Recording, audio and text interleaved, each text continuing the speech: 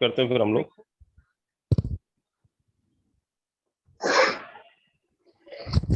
Okay.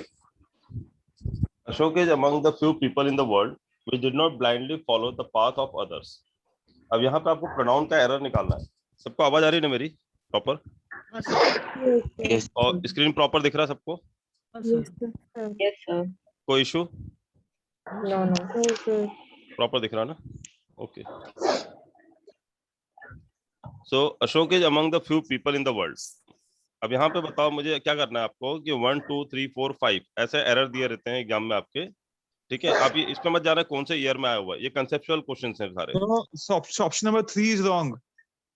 नहीं, मैं वो नहीं बोल रहा हूँ, मैं आपको मैं पहले आपको समझा रहा हूँ नए लोगों को कि इसमें करना क्या होता है। हमको हमारे एग्जाम में क्वेश्चंस आते हैं एरर फाइंड आउट करने के, that is called spotting error. चाहे वो बैंक हो, रेलवे हो, एसएससी हो, कहीं भी। एसएससी में तो नहीं आता, खैर इंग्लिश होता ही नहीं है, बट बैंक हो, एसएससी हो, या फिर और जितने भी जनरल एग्जाम्स होते हैं सेंट्रल गवर्नमेंट के, स्टेट गवर्नमेंट के, इन सब में आपके जो एग्जाम के क्वेश्चंस आते हैं वहां पे एक क्वेश्चन आता है कहलाता है स्पॉटिंग एरर। वहां पे 5 से 10 क्वेश्चन आते हैं स्पॉटिंग एरर के, इसी टाइप से क्वेश्चन होते हैं। ठीक है, एसएससी में तो आज भी यही पैटर्न फॉलो होता है, इसी टाइप से क्वेश्चन पूछे जाते हैं। ठीक है, लेकिन बैंकिंग में थोड़ा चेंज कर दिया उन्होंने। क्या कर दिया है, जैसे यहाँ पे लिखा है ना 1 2 3 4, जो 4 क्वेश्चन है, चारों क्वेश्चन मिला के एक क्वेश्चन बना दिया उन्होंने।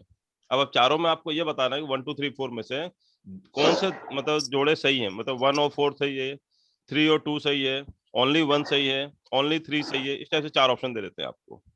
समझे आपको पैटर्न क्या है आज की डेट में बैंक का? Yes, sir. समझा ना आपको? और एसएससी में क्या हो, सिंगल सिंगल लाइन ही आती है आज भी ऐसे ही आता है, पहला क्वेश्चन, दूसरा क्वेश्चन, तीसरा क्वेश्चन, चौथा क्वेश्चन। बैंक में थोड़ा टफ कर दिया उन्होंने, टाइम कंज्यूमिंग कर दिया कि 4 क्वेश्चन को मिला के सिंगल क्वेश्चन बना दिया उन्होंने, ताकि आपको टाइम ज्यादा लगे। मतलब आपकी इंग्लिश अच्छी होनी चाहिए ताकि स्पीड से कर पाओ आप। ठीक है, बाकी पैटर्न यही है। आप ये मत देखना 2009 का क्वेश्चन है या 2010 का क्वेश्चन है, उससे मतलब नहीं है। मैंने ये जो चैप्टर बनाया हुआ है, ये सारे कंसेप्चुअल क्वेश्चन जो एग्जाम में आए हुए हैं, जहां से आपके सारे कंसेप्ट क्लियर होते हैं पेपर के, वो आपको बता दिया मैंने यहाँ पे। इसलिए मैंने टोटल 100 क्वेश्चंस लिए हैं। तो देखो पहला जो है, इसमें एरर फाइंड आउट करना है। Ashok is among the. अब यहाँ तक कोई एरर दिख रहा है क्या आपको? इज अमंग द होना चाहिए, या इज अमंगस्ट द होना चाहिए, या इज बिटवीन द होना चाहिए, ऐसा कुछ दिख रहा है क्या एरर? होना चाहिए या वाज होना चाहिए? यहाँ तक एरर नहीं है तो कोई एरर नहीं है फर्स्ट पार्ट में। Now moving to the second part. लेकिन सेकंड पार्ट में खाली ये नहीं पढ़ना few people in the world, आपको यहाँ से पढ़ना पड़ेगा Ashok is among the few people in the world. अब यहाँ से यहाँ तक कोई एरर दिख रहा है आपको? No sir. Which did not follow. Which मतलब क्या होता है, कोई चीज के लिए बोलता है जो। मैंने पहले ही बताया था कि व्हाट, विच, हु और दैट, ये जो वर्ड्स है इनको हम लोग क्वेश्चन की तरह भी यूज करते हैं। जैसे who are you, where are you going, which book you want, whom do you want to meet, what do you want, बोलते ही नहीं बोलते हैं, ये क्वेश्चन की तरह भी होता है, WH क्वेश्चन कहलाते हैं ये। Getting it? अब यहाँ पे जो है विच किसके लिए लगाया जाता है, मैंने आपको बताया था। जो नहीं आए थे तो क्लास में नहीं पढ़ा जिन्होंने थ्योरी, वो भी समझ लें। विच किसके लिए यूज किया जाता है, नॉन लिविंग थिंग्स के लिए या लिविंग थिंग के लिए? नॉन लिविंग थिंग्स के लिए। और ये विच कहाँ लगता है, अगर बीच में लगता है तो विच का मतलब क्या आता है? इंडिकेट कर रहे सर। हाँ, तो विच का मतलब जो वाले, मैंने आपको बताया था जो वाले मीनिंग आते हैं। विच हो, हु हो, व्हाट हो, ठीक है, या whom हो, या दैट हो, ये बीच में अगर आते हैं इनको कहते हैं रिलेटिव प्रोनाउन। क्या बोलते हैं इनको? और अगर ये स्टार्टिंग में आता है तो क्या कहलाते हैं? Interrogative pronoun. इंटरोगेटिव मतलब क्वेश्चन वाले प्रोनाउन है। तो प्रोनाउन क्यों है? क्योंकि नाउन की जगह पे आने वाले, कोई सामान की जगह पे आएंगे, कोई व्यक्ति की जगह पे आएंगे, तो नाउन तो है, प्रोनाउन तो है क्योंकि नाउन की जगह पे आने वाले हैं। बट ये इंट्रोगेटिव प्रोनाउन है या रिलेटिव प्रोनाउन है? अब इंट्रोगेटिव प्रोनाउन और रिलेटिव प्रोनाउन में इंट्रोगेटिव मतलब क्वेश्चन पूछने वाले, जैसे विच बुक यू वांट, तो यहाँ विच का मतलब क्या होता है, कौन सी बुक चाहिए तुम्हें। और मैं अगर ऐसा बोलूं the book which was kept on the table, वो किताब जो टेबल पे रखी थी, मीनिंग क्या है विच का वहां पे? जो। The book that I gave you, वो किताब जो मैंने तुम्हें दिया, दैट का मतलब क्या हो गया? जो। The person whom you met yesterday, वो व्यक्ति जिससे कल तुम मिले थे, तो क्या मतलब? जिससे, जो से मीनिंग आया। The boy who is sitting at the back, वो लड़का जो पीछे बैठा है। तो यहाँ पे कंफ्यूजन ये होता है कि हिंदी मीनिंग सबका एक ही जैसा आता है, जो, जिसका, जिसने, जिसको, जिसके लिए, जिससे, ये मीनिंग आते हैं इसमें। और इसे कहते हैं हम लोग रिलेटिव प्रोनाउन, कि दो सेंटेंस को रिलेट करने के लिए होता है, दो क्लॉज को, दो सेंटेंसेस को, दो फ्रेजेस को जोड़ने के लिए काम आता है ये। समझा आप? ये आपको इसे कहते हैं हम लोग, क्या बोलते हैं इसको, क्या बोलते हैं इसको? Relative pronoun. रिलेटिव। आपके रिलेटिव आता है ना घर पे, तो वही रिलेटिव प्रोनाउन, क्योंकि जोड़ने का काम आता है ये। यहाँ विच जोड़ने का काम आ रहा है, ये विच क्वेश्चन नहीं है, यहाँ पे स्टार्टिंग में नहीं लगा है, ये इंटरोगेटिव नहीं है, ये क्या है, ये क्या है, रिलेटिव।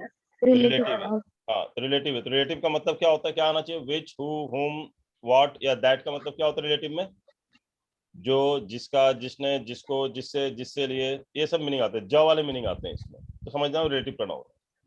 और कौन, किसका, किससे, क्या, वो क वाले मीनिंग आते हैं, तो समझना वो क्या है, इंट्रोगेटिव प्रोनाउन है, वो स्टार्टिंग में लगा है। तो क वाले में विच मतलब क्या होता है, कौन सी बुक, हु मतलब क्या होता है, कौन, हुम मतलब क्या होता है, किससे, तो वो क वाले मीनिंग होते हैं। और जब ज वाले मीनिंग होता है, जिससे, जिसको, जिसने, जो, तो फिर समझना वो रिलेटिव प्रोनाउन है। वर्ड्स वही है, सेम है। समझा आपको? Yes sir. अब यहाँ बताओ, अशोक क्या है, लिविंग थिंग है, नॉन लिविंग थिंग है? लिविंग थिंग है। तो यहाँ पे क्या आएगा, Ashok is among the few people in the world who did not blindly follow, या which did not blindly follow? Who did not? Who Princy, don't chat like this in the group. आपको कोई doubt है तो डायरेक्टली आप हमसे बात कीजिए, या अपने ग्रुप में बाकी बच्चों से बात कर सकते हो, आपको अलाउड है। यहाँ पे वो सब चैट मत बोलो कि मैथ्स का क्वेश्चन अटेंड किया नहीं किया, you are in the English lecture. नहीं सर, मैं अटेंड नहीं, बस मैं बोल रही थी कि मैंने लेक्चर अटेंड किया था, वो गलती से नहीं बोल दिया था, बस वही, और कुछ नहीं। ठीक है, anyway let's start with the things. ये समझ में आया आपको कौन सा पार्ट में एरर है इसमें? थर्ड में एरर, आपको थर्ड में एरर टिक करना है। अगर मान लो फर्स्ट में भी एरर नहीं होता, सेकंड में भी एरर नहीं होता, थर्ड में भी एरर नहीं होता, फोर्थ में भी एरर नहीं होता, इस लाइन में एरर होता ही नहीं, बिल्कुल सही होता सेंटेंस, किस पे टिक मारते हैं हम लोग? फिफ्थ पे, नो एरर पे। समझा आपको? Yes sir. Now moving to the next question. Total 100 question है प्रोनाउन के। अगर आपने ये 100 कर लिए, तो अगर आपने थ्योरी नहीं भी पढ़ा है ना, तो आपके प्रोनाउन के सारे क्वेश्चन एग्जाम में बन जाएंगे। और एक और कंसेप्ट बता दूं मैं आपको, ये प्रोनाउन के क्वेश्चंस हैं, तब आपको पता है कि हाँ प्रोनाउन का एरर ढूंढना है, बट एग्जाम में तो ऐसा होगा नहीं। एग्जाम में तो mix So in the first question, it's supposed to be का, टेंसेस का, सबका आ जाएगा, सब्जेक्ट वर्ब एग्रीमेंट सब आ जाएगा साथ में, फिर कैसे करोगे? हाँ हाँ बोलो। So in the first question, या the answer is supposed to be number 3, right? Number 3 is wrong. हाँ, number 3 is wrong, number 3 is wrong. which did not follow की होना चाहिए who did not follow, Okay, sir. because Ashok is a person and person क्या होता है, who क्या होता है, who is the relative pronoun which is used for the person as a subject of the sentence। ये बताया था मैंने आपको, तो इतना डिटेल में अभी नहीं बताने की होती, थ्योरी पढ़ा चुका हूं मैं। अब जो जिन्होंने नहीं पढ़ा उनको दोबारा पढ़ाया जाएगा, उसकी टेंशन ना ले। बट हु जो होता है उसके लिए लगता है जो व्यक्ति सब्जेक्ट होगा सेंटेंस का, तो ये अशोक की जगह पे लग रहा हूँ। कभी भी हु जो रिलेटिव प्रोनाउन होता है वो सब्जेक्ट वाले पर्सन के लिए यूज किया जाता है, और विच जो होता है वो ऑब्जेक्ट के लिए यूज किया जाता है, नॉन लिविंग थिंग्स। नेक्स्ट देखें आप। In response to the growing crisis the agency is urgently asking for more contribution to make up for their sharp decline in purchasing power. ढूंढो एरर, कहाँ error है इसमें? Sir fourth में there नहीं आना चाहिए, इट्स आना चाहिए, इट्स आना चाहिए, एजेंसी के बारे में बात कर रहे हैं, क्योंकि एजेंसी क्या है, एक ही है, और देयर का मतलब क्या होता है, बहुत सारे होने चाहिए। अब यहीं पे देखो, आप समझ में आया आपको? क्वेश्चन इतना आगे तक बढ़ जाता है ना कि हमको ध्यान ही नहीं जाता है चीजों पे। वेरी गुड, तभी समझ में आया कैसे ढूंढना है। In response to the growing crisis the agency is urgently asking for, the agency is, agency के बाद इज लगा, इसका अपना मतलब है कि एजेंसी कितनी है, एक ही है। is urgently asking for more contribution to make up for their sharp decline या its sharp decline in purchasing power। Agency तो एक ही है ना, तो their sharp होगा या its sharp होगा? उसके ऐसे आएगा ना, its ITS, और ITS में क्या होगा, apostrophe s आएगा या डायरेक्ट s आएगा? Direct S. डायरेक्ट s, क्योंकि IT apostrophe s का मतलब था it is, या it's my pen, तो it is my pen। But अगर मैं गाय को बोलूं कि इट्स टेल, मतलब उसकी पूंछ, तो ITS डायरेक्ट। समझ में आया डिफरेंस दोनों में? दोनों में डिफरेंस समझ में आया? मेरी आवाज आ रही है ना आपको? Yes, sir. और थोड़ा इंटरनेट थोड़ा लो है, मोबाइल का इंटरनेट चल रहा है ना, तो इंटरनेट थोड़ा लो है, तो देखना बारिश तो की दिक्कत। वजह से। अब बारिश बहुत हो रही है ना, उसकी वजह से दिक्कत हो रहा है, कल परसों से नेटवर्क का इशू हो रहा है जरा। सर प्लीज एक्सप्लेन वापस करो ना। ओके, बताता हूँ। In response to the growing crisis, इसमें कोई एरर दिख रहा है आप लोगों को? In response to the growing crisis में कोई एरर दिख रहा है? No. The agency is urgently asking for, जो एजेंसी है इज अर्जेंटली आस्किंग फॉर, वो अर्जेंटली पूछ रही है कुछ चीज, asking for more contributions in response to the growing crisis. मतलब इतनी क्राइसिस होने की वजह से जो एजेंसी जो है is urgently asking for more contribution, बहुत और ज्यादा कंट्रीब्यूशन की उम्मीद कर रही है, मांग रही है वो, to make up for their sharp decline in purchasing power, या to make up for its sharp decline in the purchasing power. अपने बोलना है ना, वहां देयर का सेंस क्या है, अपने शार्प डिक्लाइन को, परचेसिंग पावर को मेकअप करने के लिए मांग रही है ना कंट्रीब्यूशन। तो उसके शार्प डिक्लाइन मतलब क्या होता है, बहुत तेजी से जो नीचे गिरा है डिक्लाइन, तो इट्स शार्प डिक्लाइन होगा या देयर शार्प डिक्लाइन होगा? एजेंसी तो एक ही है ना। अगर द एजेंसीज आर होता तो फिर इट देयर सही था, बट द एजेंसी इज है, तो एक ही एजेंसी है, तो क्या है, देयर आएगा इट्स आएगा? It's अभी समझा आपको? एजेंसी एक ही है ना, तो देयर आएगा कि इट्स आएगा? इट्स आएगा। सबको समझ में आया? किसी को डाउट इसमें? समझा? आपको प्रोनाउन लगाना है ना, नाउन की जगह पे प्रोनाउन आता है, तो यहाँ पे नाउन कौन सा है, एजेंसी नाउन है। अब नाउन की जगह पे प्रोनाउन लगाया जाता है, तब नाउन की जगह पे अगला जो प्रोनाउन आ रहा है वो देयर वाला सेंस में आ रहा है, बट यहाँ पे देयर कैसे आ सकता है, क्योंकि जो नाउन लगा वो सिंगुलर है, तो जो आपका प्रोनाउन होगा वो भी उसी के लिए रिप्रेजेंट कर रहा है, तो वो भी सिंगुलर ही होना चाहिए ना, तो इट्स होगा या देयर होगा, क्योंकि देयर तो प्लूरल होता है।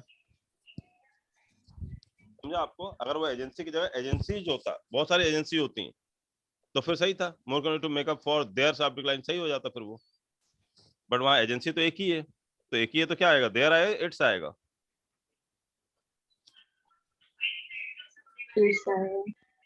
समझा आपको? किसी को डाउट कोई भी? ओके, तो अभी समझ में आया? धीरे धीरे आपको तो 15 क्वेश्चन करोगे ना, 15 से 20 क्वेश्चन, आपको समझ में आ जाएगा ढूंढना क्या है हमको। ठीक है? तो सर थर्ड वन रॉन्ग है ना? कौन सा? फोर्थ वन देयर रॉन्ग है ना, sharp. Their sharp decline fourth है बेटा, ये भी बहुत कंफ्यूजन होता है कि थर्ड वाला पीछे वाला है, वो 3 नंबर लिखा है, फोर्थ वाला गलत है ना, उसके बाद तो फिफ्थ आ गया, नो एरर। ओके। समझा आपको? फोर्थ वाला एरर है ना, दिखा आपको, देयर शार्प डिक्लाइन वाले परचेसिंग पावर। हाँ हाँ, हाँ, तो ये भी गलती नहीं करना, तो ध्यान देना आप इस चीज पे। तो उसके आगे वाला रॉन्ग है ना? हाँ, तो देयर गलत है ना, देयर गलत है, देयर की जगह पे इट्स आना चाहिए, तो देयर कौन से पार्ट में है, थर्ड पार्ट में कि फोर्थ पार्ट में देयर? हाँ थर्ड। हाँ नहीं समझा नहीं, सर। फोर्थ पार्ट में मैडम, कहाँ हो? देयर कौन से पार्ट में है आप बताओ? वो जो स्लैश करके दिया उसके बाद से फोर्थ में है ना वो? हाँ, उसके बाद से फोर्थ में है ना, अच्छा तो देयर तो फोर्थ में है ना, और ओके स्लैश के पहले ओके। वाला थर्ड में है। हाँ अभी समझा सर। समझा ना? ठीक है, हाँ। नेक्स्ट देखें आप। Only after lot of persuasion the illiterate villager allowed himself girl child to study in the school. Himself नहीं है, Themself आएगा। हिमसेल्फ आएगा, हिमसेल्फ गर्ल चाइल्ड ऐसा बोलोगे? नहीं sir, he is allowed there हाँ, हिम आएगा ही नहीं, देयर आएगा यहाँ पे, जो देयर शार्प डिक्लाइन था ना वो देयर आएगा यहाँ पे, वो प्रोनाउन ही गलत है, हिमसेल्फ हरसेल्फ होगा ही नहीं यहाँ पे, देमसेल्फ, यहाँ पे देयर आएगा ना। Only after lot of persuasion, बहुत मनाने के बाद, द इलिटरेट विलेजर, जो अनपढ़ जो गांव वाले थे, अलाउड देयर गर्ल चाइल्ड, अपने लड़कियों को अलाउ किया ना to study in the school, कि स्कूल जा सकते हैं पढ़ने के लिए, तो देयर गर्ल चाइल्ड होगा या हिमसेल्फ हरसेल्फ होगा, बताओ? विलेजर्स यार नहीं है यार ना, सिर्फ यार विलेजर है, सिंगुलर है ना, सर सिंगुलर है, सिंगुलर है। हीज होगा। allowed his girl child, sorry, the illiterate villager allowed his girl child, हाँ एक ही है ना, sorry, after lot of persuasion the illiterate villager allowed his girl child, very good. मैं देखो मेरे से भी गलती हो जाती है स्पीड में करो तो, देखा समझ में आया आपको? तो आपके एग्जाम में जल्दीबाजी में करना होता है 30 सेकंड में, अगर थोड़ा ध्यान नहीं दिया तो गलत हो जाएगा, हमको लगेगा हम सही करके आए, आते हुए भी गलत हो जाएगा, आता है लेकिन फिर भी गलत हो जाता है। अब थोड़ा सा ध्यान देना, इलिटरेट विलेजर्स हैं या इलिटरेट विलेजर है, मुझे लगा पूरे गाँव के लोग हैं, इसे भी एक ही है, इलिटरेट विलेजर है, तो अलाउड हिज गर्ल चाइल्ड। अब बोलो सर यहाँ पे हर क्यों नहीं आ सकता, इलिटरेट विलेजर कैसे मालूम कि लड़का है कि लड़की है, यहाँ तो जेंडर दिखा नहीं है, फिर सर अगर लिखा है तो वो है होगा। भाई हमको तो एरर ढूंढना है ना मैडम। थर्ड में वो हिज गर्ल चाइल्ड बोलो या हर गर्ल चाइल्ड बोलो, क्या फर्क पड़ता है? मुझे तो एरर थर्ड में दिख गया, बात खत्म। सर हाँ, सर अगर एग्जाम में ऐसे क्वेश्चंस आएंगे तो हम लोग को खाली एरर ढूंढना पड़ेगा कि हम लोग को उसका एरर सुधारना भी पड़ेगा? सिर्फ एरर ढूंढने के लिए आएगा, और एरर सुधारने के लिए भी आता है। That is called no correction required वाला क्वेश्चन, वो अलग होता है। वो भी आता है, वो भी आता है, मैं मना नहीं कर रहा हूँ, वो भी आता है। ये स्पॉटिंग एरर बोल तो रहा हूँ, ग्रामर का आपका पोर्शन कम से कम 15 मार्क्स का आता है।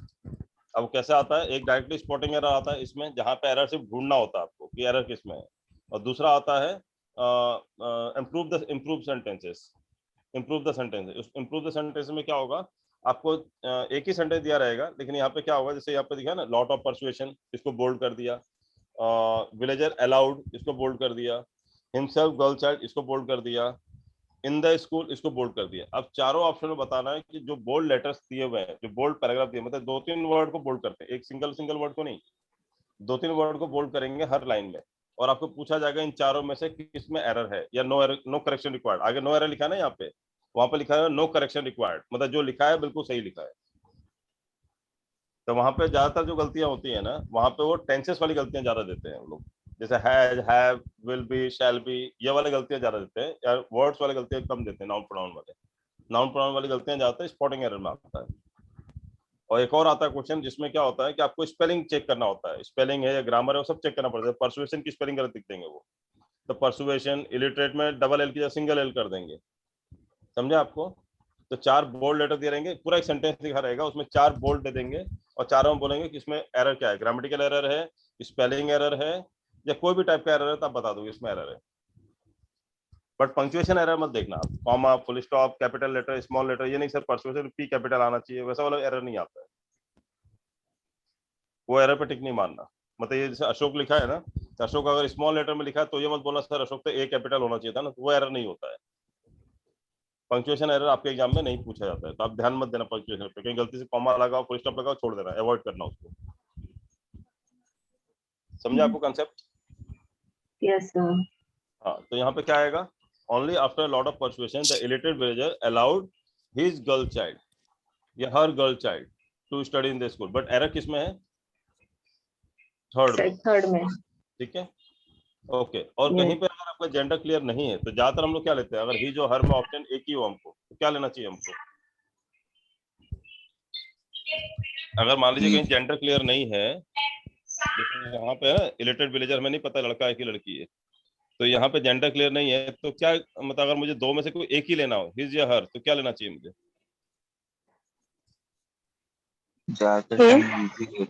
मैं पूछ रहा हूँ, जैसे इलिटरेट विलेजर यहाँ पे लिखा हुआ है, मुझे नहीं पता कि इलिटरेट विलेजर जो है ये लड़का है या लड़की है, मुझे नहीं पता। तो लड़का होगा तो वहां पे आगे क्या आएगा? His girl child. अगर वो लड़की होगी इलिटरेट विलेजर, तो क्या आएगा? हर गर्ल चाइल्ड। तो मुझे कैसे मालूम पड़ेगा कि इलिटरेट विलेजर के आगे मैं हिज लगाऊं कि हर लगाऊं? और दोनों में से मुझे कोई एक ही लगाना है, तो क्या करूंगा, क्या लगाऊं मैं? तो आप हिज लगाना, HIS, हिज। तो दुनिया में बड़े क्या होता है, जो आदमी लोग कमजोर होते हैं ना, तो वो अपने जो कमजोर होता है ना, वो दिखाना चाहता है मैं मजबूत हूँ।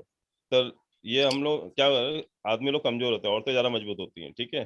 तो आदमी लोग मजबूत बनाने के लिए क्या कर दिया उन्होंने, कि हर जगह कर दिया मेल डोमिनेटिंग है, जबकि डोमिनेट कौन करता है? वुमेन डोमिनेटिंग वर्ल्ड है हमारा, बट हम कहते क्या है? मेल डोमिनेटिंग वर्ल्ड है। इसलिए जहाँ पे आपको जेंडर समझ में नहीं, वहाँ हिज लगा देना मेल के हिसाब से। समझा आपको? यस कि हमको मार्क्स से मतलब है, हमको ये मतलब नहीं मेल डोमिनेटिंग है कि वुमेन डोमिनेटिंग है, हमको नंबर मिलने चाहिए पूरे। हेलो सर, ये यहाँ पे दिया भी है ना हिमसेल्फ गर्ल चाइल्ड, तो एक अंदाजा भी लगा सकते हैं कि अब ही होगा। हाँ, ये भी समझ लो, देखो यहाँ भी दिख रहा है वो मेल डोमिनेटिंग गलत है, उसके बाद भी प्रूफ करने की कोशिश कर रहे हैं कि मेल डोमिनेटिंग है। ठीक है, हिमसेल्फ को एपोस्ट्रोफी एस कभी नहीं लगता है। नहीं कभी नहीं लगता। हिमसेल्फ में एपोस्ट्रोफी एस क्या लगेगा? क्योंकि हिमसेल्फ का मतलब ही होता है खुद को, खुद का बताया था ना मैंने आपको ऑलरेडी, काके की लगा ही रहता है सेल्फ में।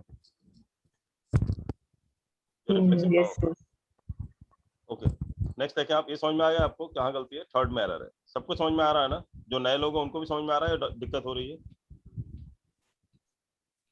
जो भी नए लोग हैं जिनका फर्स्ट लेक्चर है, आ रहा समझ है? रहा है, हाँ हाँ। Okay, that's good. Next question move करते हैं, मूव ऑन करते हैं। The principal spotted Indira which was sitting in the canteen at the time when she should be attending the classes? Which नहीं आएगा। Which नहीं आया। क्या आएगा यहाँ पे? which यहाँ पे? Who आएगा? और किसी का माइक ऑन है, पीछे से आवाज आ रही है।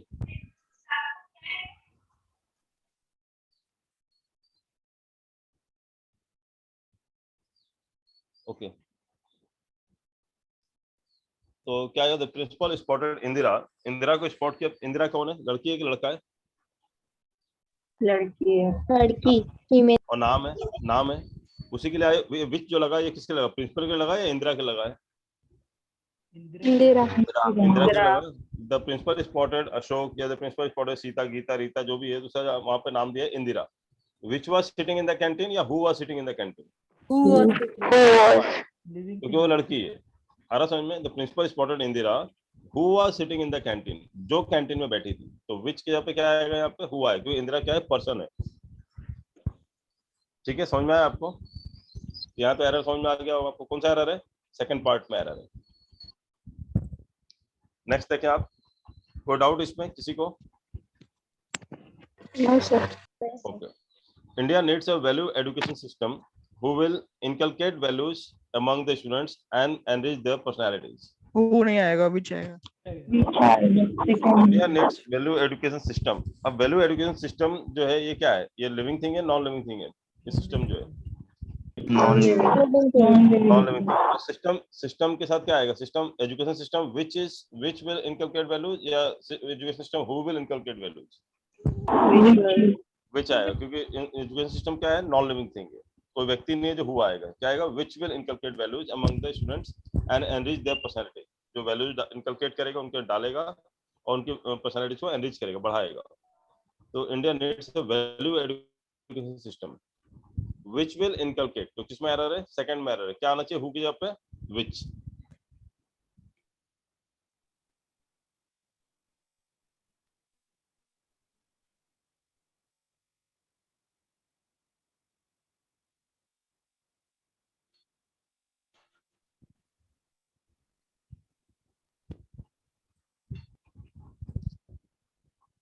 नेट का बहुत इशू हो रहा है, आपको दिख रहा है ना?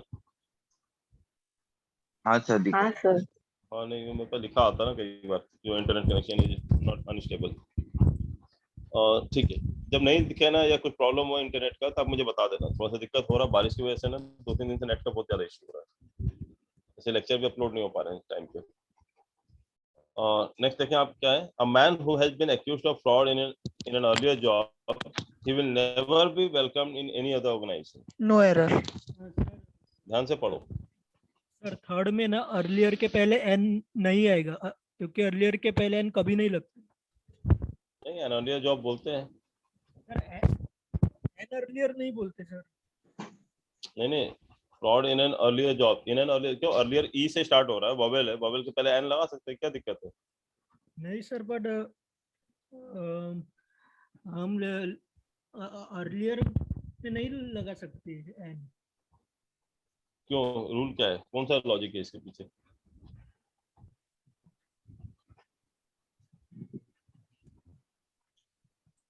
सर क्योंकि एन अर्लियर लगाया और जॉब ये अलग है। नहीं, एन अर्लियर जॉब मतलब क्या होता है? इन an earlier job, in an earlier job मतलब पिछले जॉब में, क्या दिक्कत है इसमें? नंबर 2 होगा accused for fraud।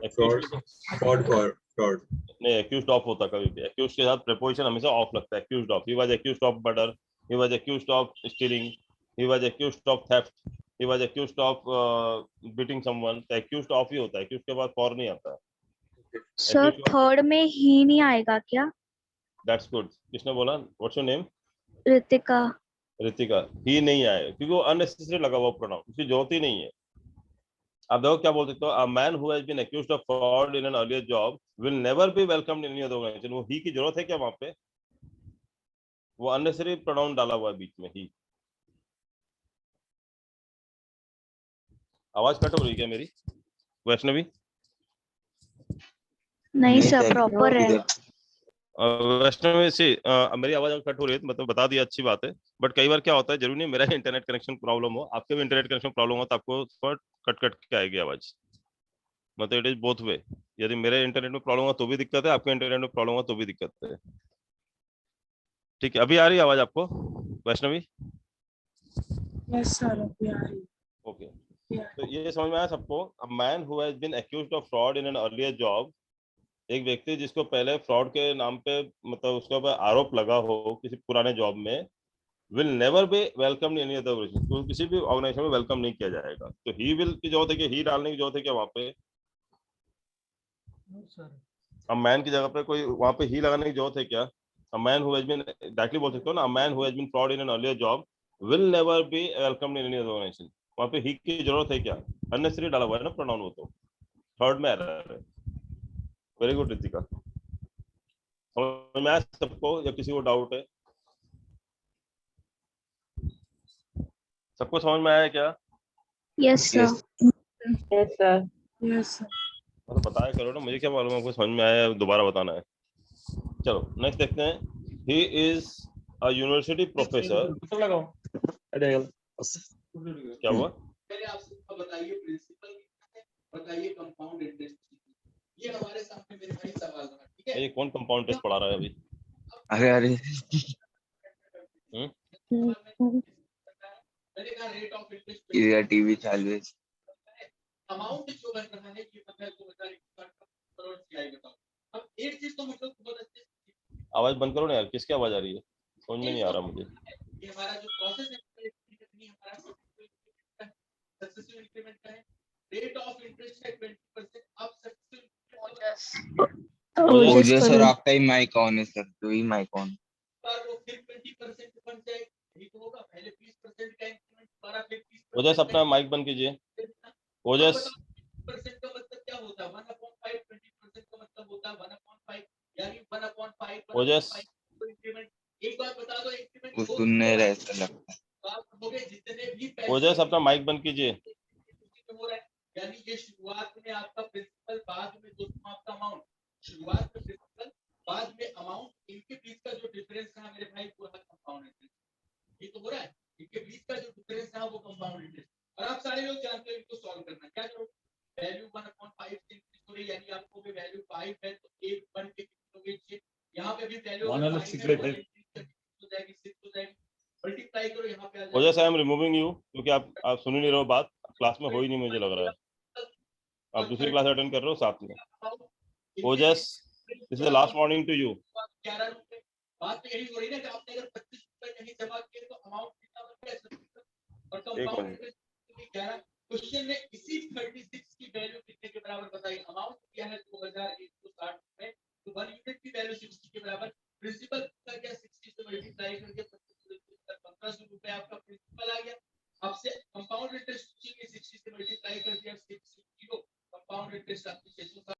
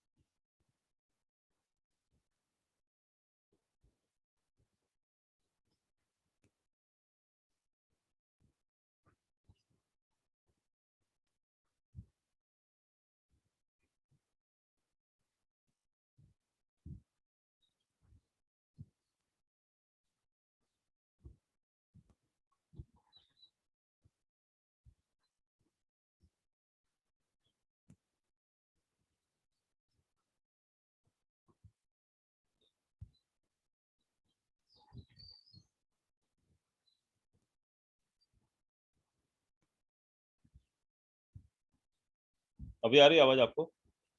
Yes sir. Yes sir. हाँ सर। पूरी क्लास डिस्टर्ब कर दी उसने। Anyway, he is a university professor but of his 3 sons neither has any merit. Of नहीं आना चाहिए sir. Sir He was a professor. He was University professor. a sir university वो university के पहले N आएगा ना सर? नहीं sir, university के पहले एन आएगा ही नहीं। लीडर की जगह नन आए।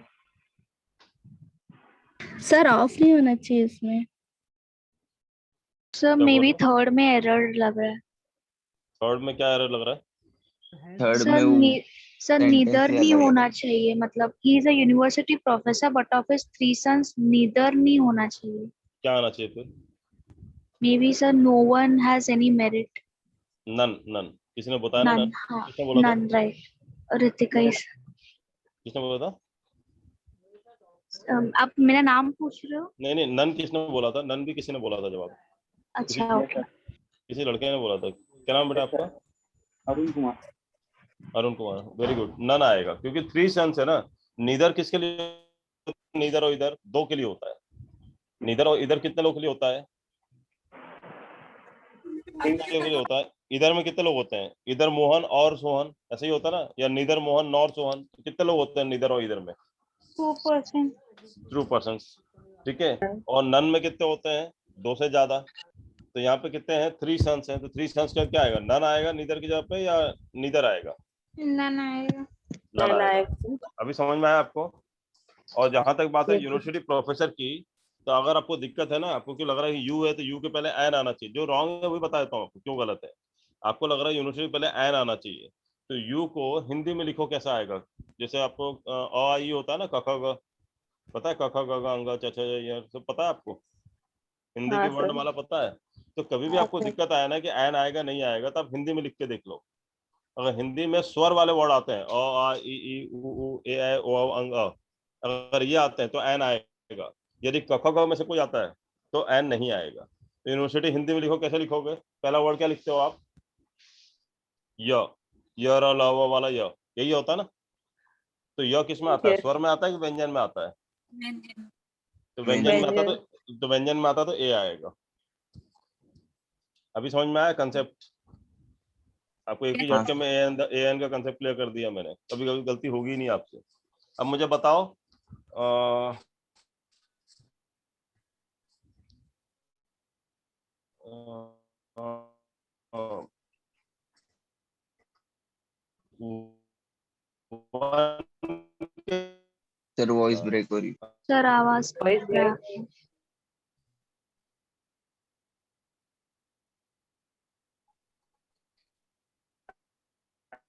and आवाज ब्रेक हो रहा है सर। आवाज नहीं आ रही है सर।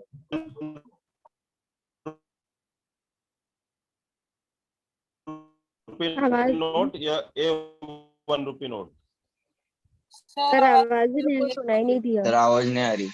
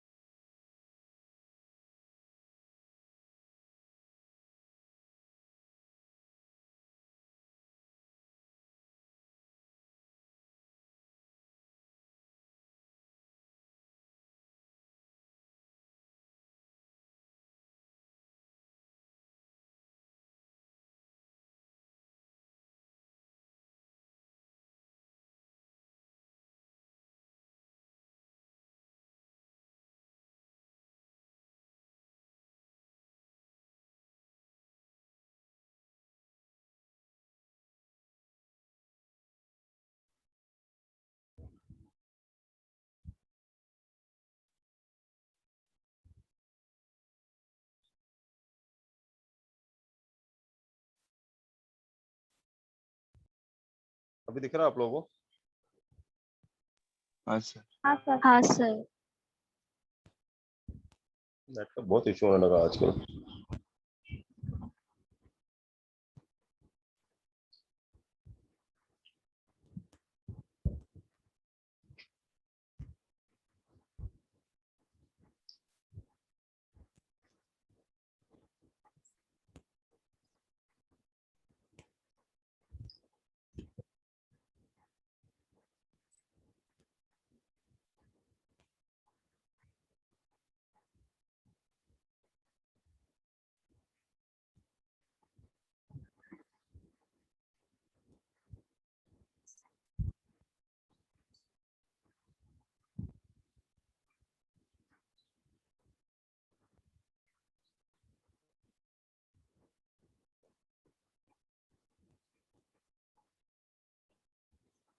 अभी दिख रहा है आपको प्रॉपर?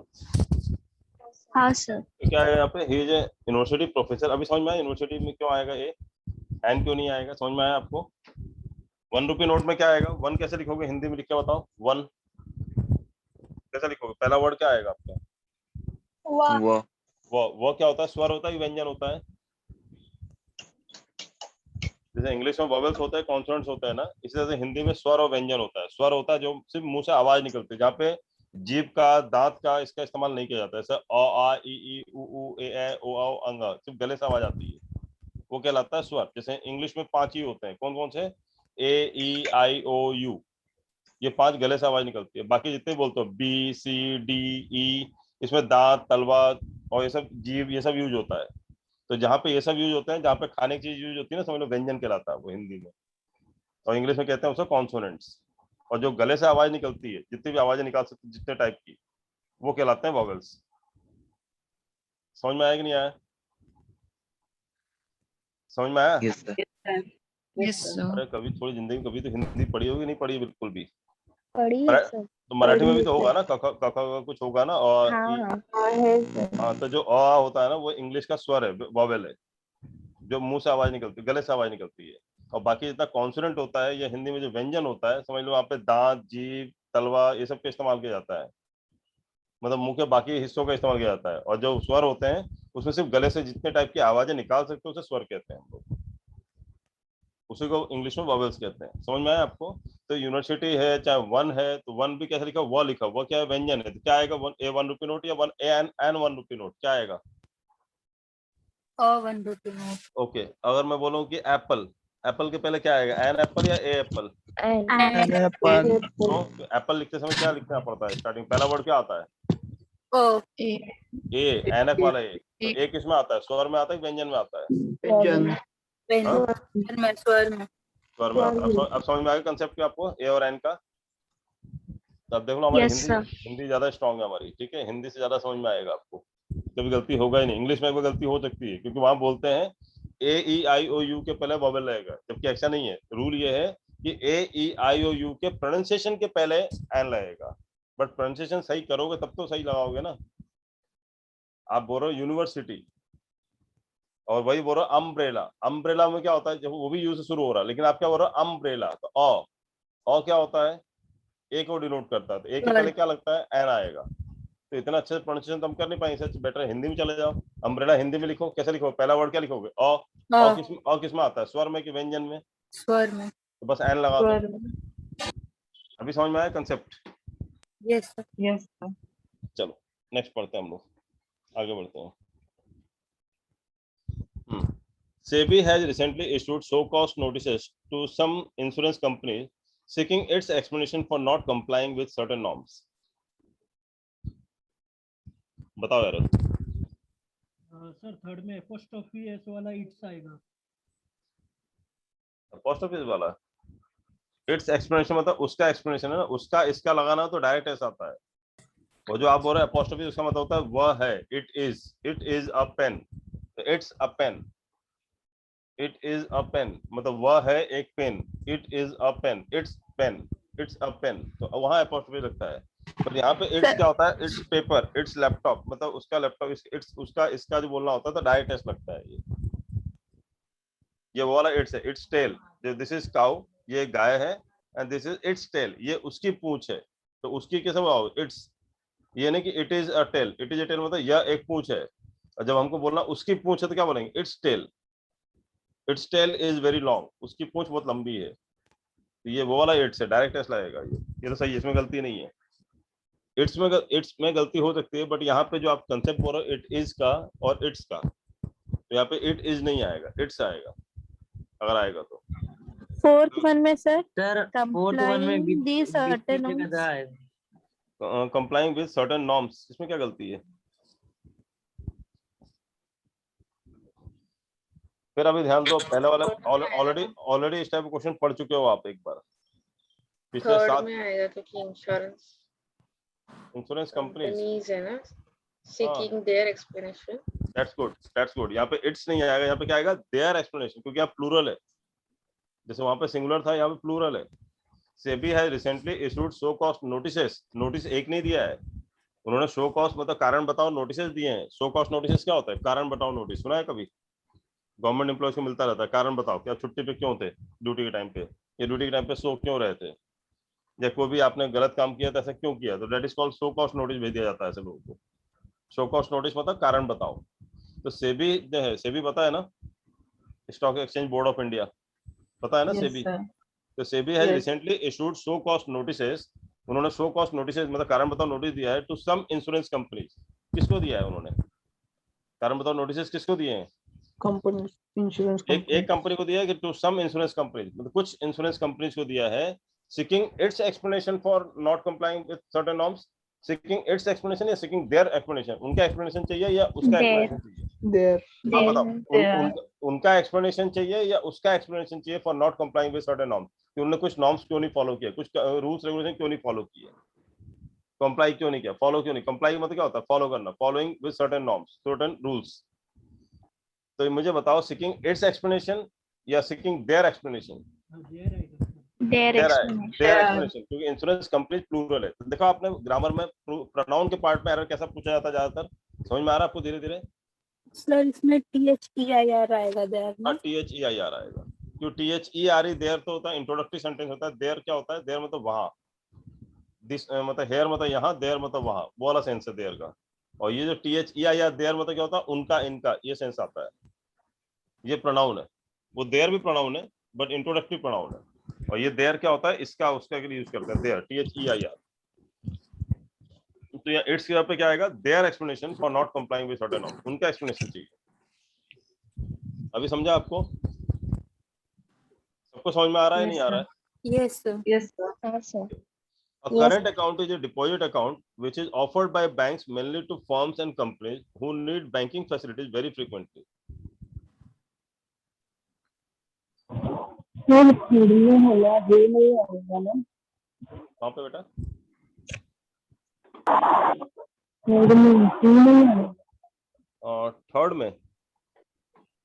थर्ड में क्या नहीं आएगा?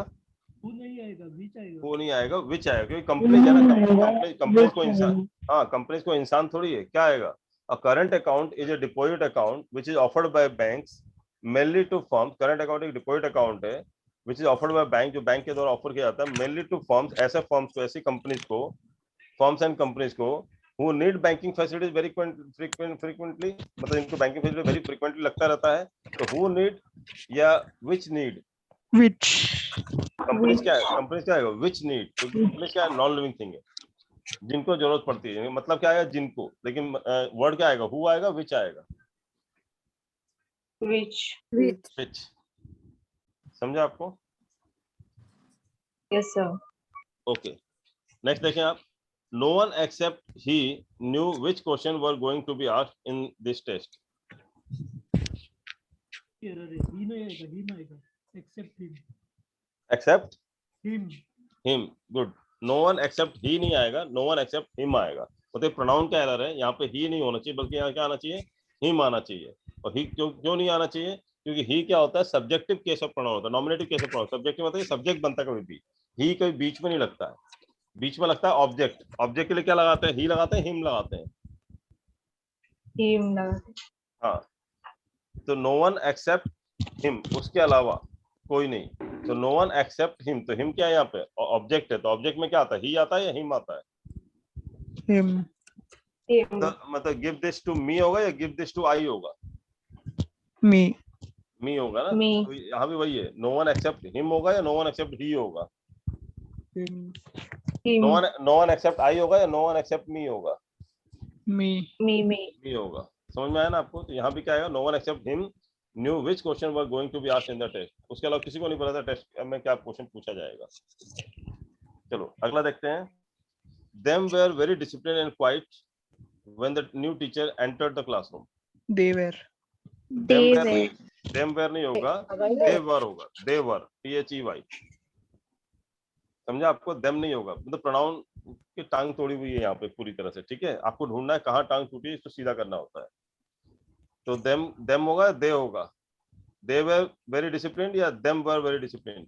यहाँ ऑब्जेक्ट होगा या क्योंकि दे क्या है, सब्जेक्ट होता है, मालूम है ना? I we you they he she it, ये सब्जेक्ट बनते हैं हमेशा। और देम क्या होता है, गिव इट टू देम, ये देम क्या होता है, ऑब्जेक्ट होता है। तो स्टार्टिंग में ऑब्जेक्ट लगाते हैं, स्टार्टिंग में सब्जेक्ट लगाते हैं। Subject. तो I we you they he she it, ये क्या होते हैं, सब्जेक्ट होते हैं, इसलिए इनको क्या बोलते हैं, सब्जेक्टिव केस ऑफ प्रोनाउन। और ये देम है, देम क्या होता है, हिम देम, ये सब ऑब्जेक्ट होते हैं। Give it to them, give it to him, give it to me. तो मी हिम देम ये सब क्या होते हैं, ऑब्जेक्ट होते हैं। ये लास्ट में आएंगे ना, ऑब्जेक्ट की जगह पे आएंगे। बल्कि यहाँ पे सेंटेंस शुरू हो रहा है, तो सेंटेंस शुरू हो रहा है तो देम से सेंटेंस शुरू हो सकता है या दे से सेंटेंस शुरू होता है? दे से। तो they were very disciplined and quiet when the new teacher entered the classroom. Getting it? समझ में आया आपको? Yes, sir. Moving on to the 12th one. All those whom were at the concert could not stop praising her performance. Whom नहीं आएगा, who आएगा। Who आएगा? क्यों आएगा who? Whom तो इसी नहीं, whom क्यों नहीं आएगा? क्यों आपने who बोला? लॉजिक सुना है पहले। Who living person के लिए। नहीं बेटा, यहाँ सुना हुआ पे काम नहीं चलता। ग्रामेटिकली क्या है वो इम्पोर्टेंट है। वो तो ठीक है, आपको सुना है तो ठीक है, जिसने नहीं सुना उसे क्या होगा? सबने इंग्लिश उतने लेवल पे नहीं पढ़ी है ना, कोई मराठी से पढ़ा है। नहीं, हुम अगर हुम आता है तो हुम के बाद क्या आता है, सब्जेक्टिव केस ऑफ प्रोनाउन आता है। हुम के बाद वर्ब नहीं आता, मतलब वर्ब नहीं आता। हुम के बाद आता तो क्या आता है, whom I we you they he she it, subject आता कोई भी। समझा आपको? जैसे ऑल दोज हुम, तो हुम अगर होता भी तो क्या होता है, हुम आई मेट, हुम he met, whom they met, whom you know, whom she know. तो हुम के बाद हमेशा I we you they he she it आता है। बट हु के बाद क्या आता है, वर्ब आता है। तो यहाँ पे आगे वर्ब लगा। वर्ब क्या है, वर्ब है कि सब्जेक्ट है? वर्ब क्या है, वर्ब है। तो all those who were at the concert, जो लोग भी कंसर्ट में थे, उस प्रोग्राम में थे, could not stop praising her performance, कोई अपने आप को रोक नहीं पाया उसकी परफॉर्मेंस को तारीफ करते हुए, प्रेज करते हुए, तारीफ करते हुए। तो all those whom were at the concert, concert मतलब क्या होता है, कोई कंसर्ट प्रोग्राम होता है ना, म्यूजिकल प्रोग्राम जो होता है, कंसर्ट, म्यूजिकल कंसर्ट होते हैं ऐसे। ठीक है, could not stop praising, praising मतलब क्या होता है, तारीफ करना, हर परफॉर्मेंस, उसकी परफॉर्मेंस को। तो all those who were at the concert या all those whom were at the concert? who, तो फर्स्ट में एरर है, all those who were at the concert। और कैसे मान, अच्छा हु के पहले ऑल दोज लगा दो, प्लूरल है या सिंगुलर है? ऑल दोज प्लूरल है। तो आगे क्या आएगा, हु के आगे वर आएगा कि वाज आएगा? वर आएगा। लेकिन हु के पहले अगर सिंगुलर होता है तो क्या होता है, ही हु, तो क्या होता है, ही who was at the concert. तो हु के पहले एंटीसीडेंट में बताया था ना, हु के एंटीसीडेंट में नाउन या प्रोनाउन जो होगा, सिंगुलर या प्लूरल है, उसके हिसाब से आगे वर्ब लगता है। तो ऑल दोज जो क्या है प्लूरल है, तो आगे क्या आएगा, हु के आगे वर आएगा। और हु के पहले अगर सिंगुलर होता है क्या होता है, फिर हु के बाद क्या आता है, सिंगुलर वर्ब आता है। तो हु के पहले जो एंटीसीडेंट में नाउन या प्रोनाउन होगा, उसके हिसाब से हु के बाद वर्ब लगाया जाता है। ये क्लियर है? तो अगर मैं हु के पहले आई लगा दूं तो क्या होता है, आई हु एम आएगा या आई हु वाज आएगा? ये सॉरी, आई हु वर आएगा। आई हु वाज भी हो सकता है, आई हु एम भी हो सकता है, बट आई हु वर तो कभी नहीं हो सकता। ठीक है, क्लियर है? चलो नेक्स्ट देखते हैं, question number 13। With this initiative, the corporation hopes to assure the public that it is confident of providing good service and renewing their faith with the public transport system. Sir their की जगह पे it That they are confident.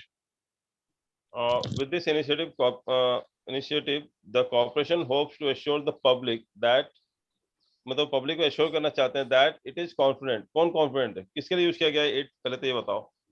Corporation They are. पहले मुझे ये बताओ, ये it जो लगा, it is confident of providing good service, it is जो लगा हुआ है, ये इट किसके लिए लगा, पब्लिक के लिए लगा है या कॉर्पोरेशन के लिए लगा? Corporation. Okay. Corporation. It is confident of providing good services and renewing their faith with the public transport system. तो their faith होगा या its faith होगा? इट्स पे तो it का बदले क्या आएगा? Its. हाँ और its कौन सा आएगा? डायरेक्ट एस आएगा या apostrophe से आएगा? Apostrophe S. नहीं मैडम, Direct apostrophe में आप लोग कंफ्यूज क्यों होते हैं? apostrophe में कई बार बता चुका हूं, its का मतलब जो होता है apostrophe का मतलब होता है it is. अब आप लगा सकते हो, it is confident of providing good services and renewing it is faith with the public transport system. It is faith बोल सकते हो क्या? It is faith बोल सकते हो क्या? No sir. तो इट्स जो आप बोल रहे हो ना apostrophe वाला, वो शॉर्ट फॉर्म है. एक्चुअली क्या है वो? It is. इट्स किसका शॉर्ट फॉर्म होता है? इट इज का. wasn't का शॉर्ट फॉर्म मतलब was not का क्या शॉर्ट फॉर्म होता है? wasn't. could not क्या होता है? couldn't. तो वो शॉर्ट फॉर्म होता है ना. तो इट इज के किसका शॉर्ट फॉर्म है? इट इज का शॉर्ट फॉर्म क्या है? इट्स.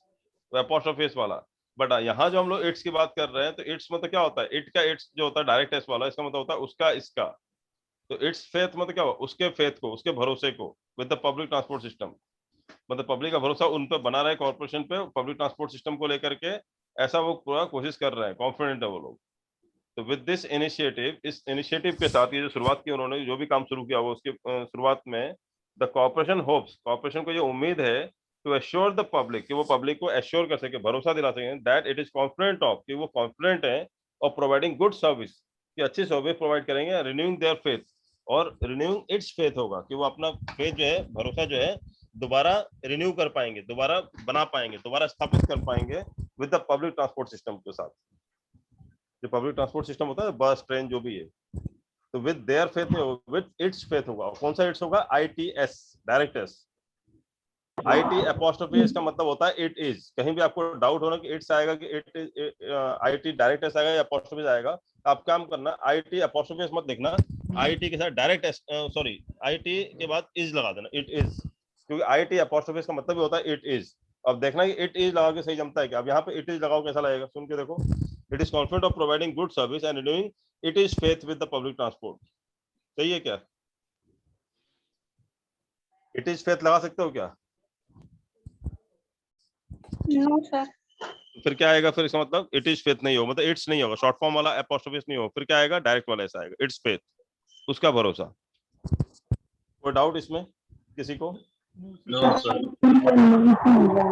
ओके, समझ में आया? कंसेप्ट समझ में आया सबको? हाँ सर। कंसेप्ट समझ में आया ना? क्या बोल रहा हूँ? नहीं समझा क्या आएगा? आवाज नहीं आ रही है क्लियर. क्या बोल रहा हूँ? फोर्थ में एरर है. आपकी आवाज क्लियर नहीं आ रही बेटा, बहुत ज्यादा बोल रहे कि नहीं समझा, बोल रहे नहीं समझा. Okay. With this initiative, the corporation hopes to assure the public that it is confident of providing good service. ये it किसके लिए लगा, पहले तो ये बताओ. पब्लिक के लिए लगा है कि कॉर्पोरेशन के लिए लगा है? कॉर्पोरेशन के लिए लगा है. तो it is confident of providing good service and renewing, किसका फेथ, भरोसा बना के रखेंगे, अपना या किसी और का? वो कॉन्फिडेंट है, तो भरोसा किसका बना के रखेंगे, अपना या किसी और का? खुद का ना. तो इट का खुद का बोलना तो क्या बोलोगे? देयर फेथ होगा या इट्स फेथ? इट्स. और कौन सा इट्स? ITS, अपना फेथ बनाए रखेंगे with the public transport system. समझा आपको? आपकी नेक्स्ट देखें आप. This is the woman that always wears a black shawl. No error. ध्यान दो. Who always wear. Who always wears. whom है, वो कोई जानवर नहीं है, वुमेन है.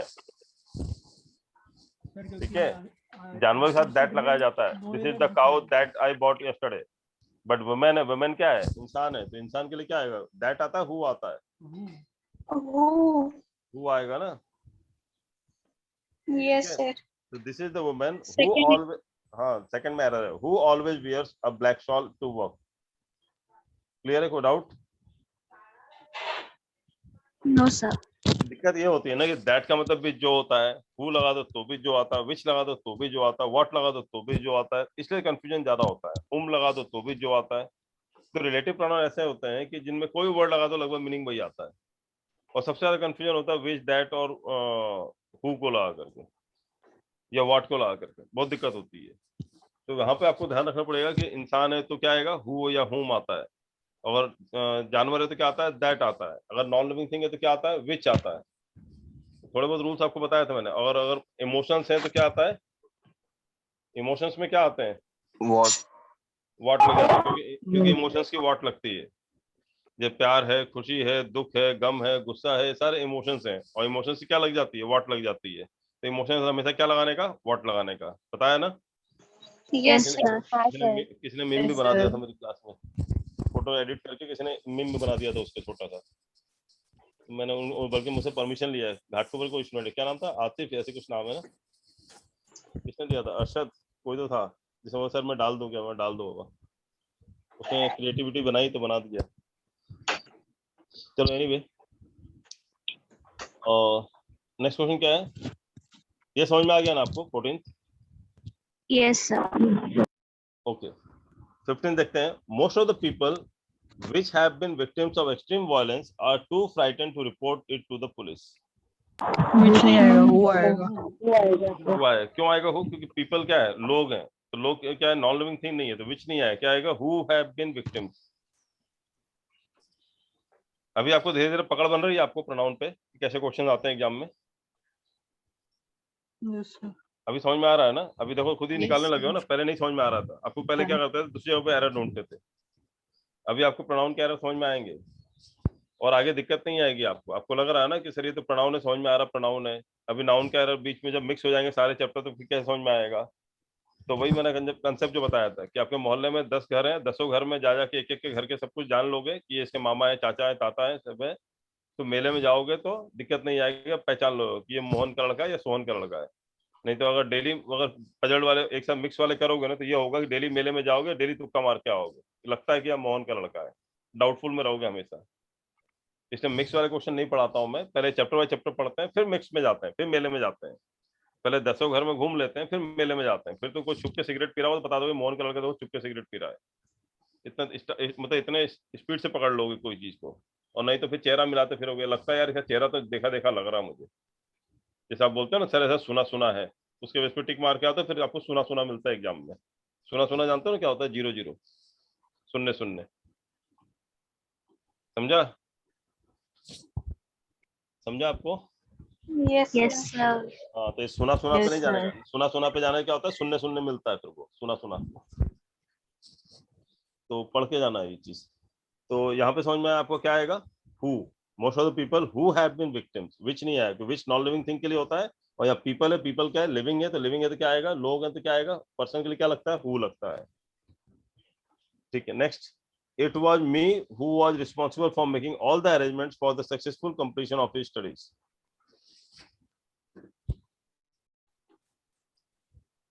No error. फर्स्ट में So who is sir it was me भी बोलते हैं और दैट वाज मी भी कभी बोला जाता है, तो उसमें मुझे डाउट है थोड़ा। यहाँ पे एक चीज बताओ मुझे, हु के पहले मी कैसे लगा सकते हो? Me who was, I who was होता है, मी हु वाज क्या होता है? हु के पहले तो सब्जेक्ट यूज करते हैं ना सर। हाँ समझ में आया ना आपको, हु के पहले सब्जेक्ट यूज करते हैं, तो मी ऑब्जेक्ट होता है बेटा। तो यहाँ पे क्या आएगा, it was I, it was I who told you not to do so. It was I, वो मैं था जिसने तुम्हें ऐसा कहा था, ऐसा बोलोगे ना। इट वाज आई बोलोगे, इट वाज मी बोलोगे, बताओ। आई बोलेंगे sir. I It was I who was responsible for making all the arrangements for the successful completion of his studies. वो मैं था जिसने पूरी जो रिस्पॉन्सिबिलिटी लिया था ताकि मैं पूरा उसके successful completion of the studies का पूरा अरेंजमेंट कर पाऊँ। इट वाज आई होगा हु वाज, या it was me who was? क्योंकि पहले सब्जेक्ट लगेगा ना, तो इट वाज आई होगा या हु होगा? आई होगा। It was I who was, कि हु व्यक्ति के लिए लगता है और हु किसके लिए लगता है, व्यक्ति के लिए लगता है। और कैसा होना चाहिए वो व्यक्ति, पर्सन है। तो पर्सन में तो क्या आएगा, आई, सब्जेक्ट होना चाहिए, क्योंकि हु सब्जेक्ट के लिए लगता है कभी भी। हु किसके लिए लगता है? सब्जेक्ट के लिए। सब्जेक्ट के लिए। आप मुझे बताओ, इट वाज देम होगा, इट वाज दे होगा? Them. Them. Them. Them, them होगा, it was them, it was they who were, it was he who was, it was she who was. ध्यान रखना, जब भी हु लगेगा उसके पहले सब्जेक्ट वाले वर्ड लगेंगे, ऑब्जेक्ट वाला नहीं लगेगा। Me who was, them who was और हिम हु वाज नहीं होता कभी भी। ही who was, I who was, you who was, they who was, were, depend करता है आगे, मतलब जो है प्लूरल है सिंगुलर है उस हिसाब से आगे वर्ब लगेगा, बट हु के पहले हमेशा सब्जेक्टिव केस ऑफ प्रोनाउन आएगा, याद रहेगा। Yes sir. Yes sir. Yes sir. क्योंकि हु हमेशा सब्जेक्ट के लिए लगाया जाता है। तो it was I who was आएगा, मी नहीं आएगा, तो फर्स्ट में एरर है। कोई डाउट इसमें किसी को? नो। ओके, अगेन देखिए 17th, it was him who came running into the classroom. Sir first में एरर It है, was he. He It was- आएगा। अभी समझ में आ गया he आपको। इट आएगा। वाज ही हु,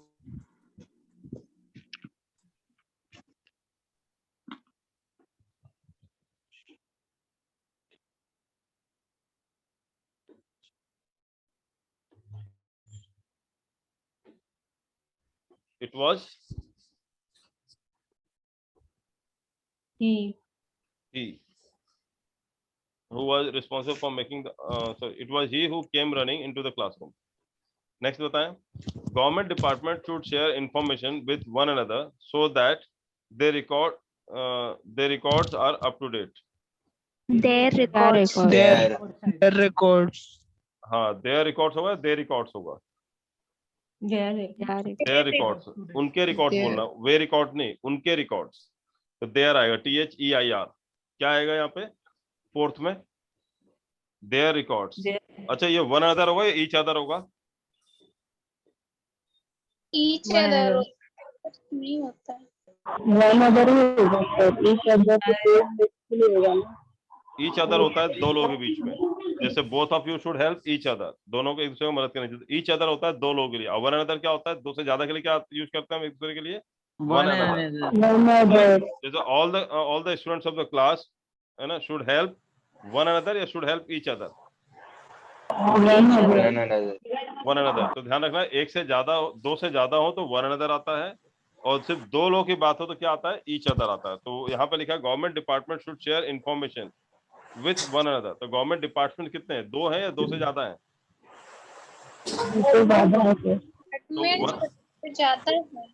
दो से ज्यादा है, तो वन अनदर सही है या गलत है?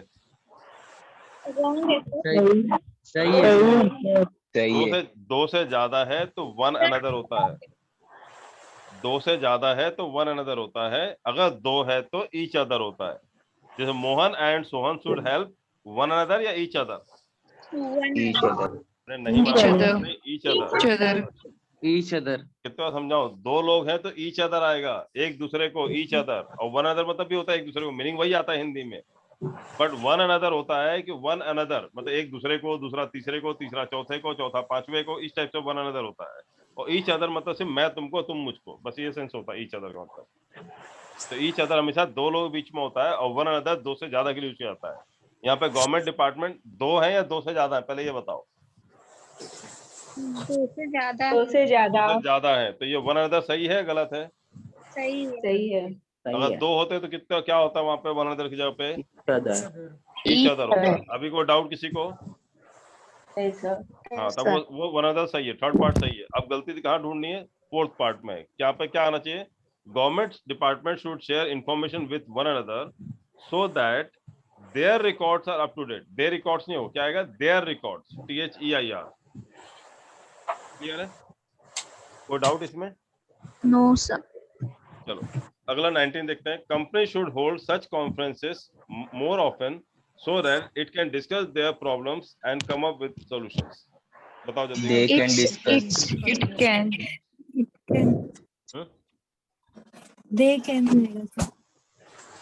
They आएगा। कंपनी शुड होल्ड, अच्छा बताओ पहले, कंपनी एक है कि सिंगुलर है प्लूरल है? Plural. plural है. Company should hold such conferences more often. अक्सर ऐसे कॉन्फ्रेंस रखने चाहिए उनको, so that it can discuss their problem या they can discuss their problem. They can. They can. हाँ, discuss. they can discuss their problem. क्योंकि एक कंपनी नहीं है, बहुत सारी कंपनी है, तो क्या कंपनी के लिए क्या आएगा? they आएगा, THEY. they can discuss, और they का क्या आ जाता है? ऑब्जेक्ट क्या आ जाएगा? their. they can discuss their problems and come up with solution. वो उनके प्रॉब्लम को डिस्कस कर सकते हैं और सॉल्यूशन के साथ आ सकते हैं. तो company should hold such conferences, ऐसे कॉन्फ्रेंस को रखने चाहिए मोर ऑफन, अक्सर रखने चाहिए, सो दैट ताकि it can they can discuss होगा, क्योंकि कंपनीज क्या है, सिंगुलर नहीं प्लूरल है, तो कंपनीज के लिए क्या आएगा? They can discuss their problems, ताकि वो अपने प्रॉब्लम को डिस्कस कर सकें and come up with solutions, और सॉल्यूशन के साथ आ पाए, सॉल्यूशन निकाल पाए. अभी समझ में आया आपको? कोई डाउट इसमें? किसी को डाउट दे क्यों आएगा? No, sir. ओके. सर आपने दे का ऑब्जेक्ट क्या बोला? दे का ऑब्जेक्ट मतलब ये देयर बोला ना, they can discuss their problems. They के बाद जो ऑब्जेक्टिव केस ऑफ प्रोनाउन आया क्या आएगा? Their. They can discuss their problem. No sir, यहाँ पे देम लिखा है. कहाँ देम लिखा है? सर ऑब्जेक्ट मतलब दे का objective case of pronoun them होगा. नहीं, दे का objective case of pronoun them होगा. दे का सेंस क्या आएगा? They can discuss their problem या they can discuss them problem? आप बताओ. नो सर, देयर ही. देयर आएगा ना. They can discuss their problems. Okay. They का देयर बन जाता है ना. देयर मतलब क्या? यहाँ पे देयर का सेंस क्या है? उनका. उनके प्रॉब्लम्स. देखो देयर नहीं, देयर ऑब्जेक्टिव नहीं है. देयर जो है पॉजिटिव प्रोनाउन है. पॉजिटिव मतलब क्या? दे का पॉजिटिव क्या होगा? देयर होगा. सॉरी, मैंने वर्ड गलत यूज किया था. ऑब्जेक्टिव नहीं होगा, पॉजिटिव होगा. हाँ, पॉजेसिव होगा. हाँ, पॉजिटिव होगा, मैंने वर्ड गलत कर दिया, सॉरी. तो दे का देयर जो है ये पॉजिटिव केस ऑफ प्रोनाउन. जैसे दिस इज देयर बुक, ये उनकी किताब है, तो पोजीशन है ना, कब्जा है उस चीज पे, पॉजिटिव केस ऑफ प्रोनाउन है. तो दे का पॉजिटिव क्या होगा? देयर होगा या देम होगा? देयर होगा ना. तो देयर का जो सब्जेक्ट होगा क्या होगा? दे होगा कि देम होगा? दे होगा. तो दे कैन डिस्कस देयर प्रॉब्लम. तो देयर जो है वो पॉजिटिव केस है. Sorry for that. ठीक है. फिर देम क्या है सर? देम ऑब्जेक्ट है बेटा. ऑब्जेक्ट है. देम ऑब्जेक्ट है. देयर जो है पॉजिटिव है. तो चार होते हैं ना. एक होता है subjective case of pronoun, I we you they he she it. एक होता है ऑब्जेक्टिव केस ऑफ प्रोनाउन, जो आई का बन जाता है मी, यू का बन जाता है यू का यू रहता है, दे का देम बन जाता है, ही का हिम बन जाता है, शी का हर बन जाता है. ठीक है. और एक होता है पॉजिटिव केस. पॉजिटिव केस मतलब आप बनाओ, मतलब ये दिस इज डैश बुक, और वो डैश को भरते जाओ. दिस इज मी का क्या हो जाएगा? आई का क्या हो जाएगा? This is my book, my. This is their book, this is his book, this is her book, this is your book. You का योर हो जाता है. तो ये पॉजिटिव नहीं होता, ये पॉजिटिव होता है, ये ऑब्जेक्टिव नहीं होता है. अभी समझा आपको? Yes sir. और एक और पॉजिटिव होता है, उसमें क्या होता है? दिस बुक इज माइन, माइक आई का माइन हो जाता है. दिस बुक इज माइन, वो भी पॉजिटिव होता है. This book is mine, this book is hers, this is book is yours. S लग जाता है डायरेक्टली उसमें. This book is theirs. समझ में आया कि नहीं आया आपको? वो हमने थ्योरी में पढ़ा हुआ है. जिन्होंने नहीं अटेंड किया उनको दोबारा पढ़ाया जाएगा, समझ में आ जाएगा आपको. ऑलरेडी पढ़ा चुका हूँ मैं चीज. चलो नेक्स्ट देखते हैं हम लोग. Today many companies are working to design computers who will not harm the environment.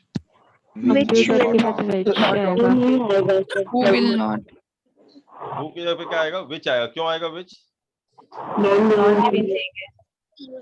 ये अच्छा, ये जो which लगा रहे हो आप, किसके लिए लगा रहे हो? कंपनीज के लिए लगा रहे हो, कंप्यूटर के लिए लगा रहे हो? Computers. मुझे वो भी जानना है कि आपको कहाँ तक समझ में आया चीजें. Today many companies are working, बहुत सी कंपनियां काम कर रही हैं to design computers, computer design करने के लिए. Who will not harm या which will not harm? Which will not. और वो who जो लगता है किसके लिए लगता है? उसके पहले जो एंटीसेडेंट में जो वर्ड लगा उसके लिए लगाया जाता है. कंप्यूटर्स के लिए लगा हुआ है ना. तो कंप्यूटर्स के लिए क्या आएगा? who आएगा, which आएगा. कंप्यूटर क्या लिविंग है कि नॉन लिविंग थिंग है? Non living.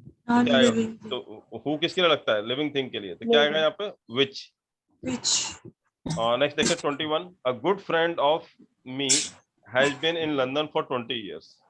Mind mind mine आएगा। हाँ, क्योंकि मी क्या होता है, ऑब्जेक्ट होता है, जबकि हमको यहाँ पे क्या करना है, पोजीशन शो करना है, कब्जा शो करना है। गुड फ्रेंड ऑफ माइन, वो मेरा दोस्त है। मेरा मतलब क्या होता है, मेरा कब्जा है उस पर, मतलब मेरा है। तो पोजीशन लगाना तो क्या होता है, मी का पोजीशन क्या होता है, mine. Mind a good friend of mine has been in London for 20 years। मेरा एक अच्छा दोस्त जो है लंदन में रहा है, 20 साल से रह रहा है। The good friend of me या good friend of mine? Mind mine, MINE, mine. बताया था ना, पोजीशन के लिए यूज करता है माइन। नेक्स्ट बताएं, everyone section of the society is feeling the pinch of rising prices and corruption। Every section है। हाँ, everyone section नहीं आया, क्या आएगा, every section of the society। Every section of the society is feeling the pinch of rising prices and corruption। Clear है, कोई doubt इसमें? No sir. चलो नेक्स्ट बताओ मुझे, you should avail of every opportunity to practice your skills। All opportunity. No error. No error. No error है sir. No error. सोच के बताओ।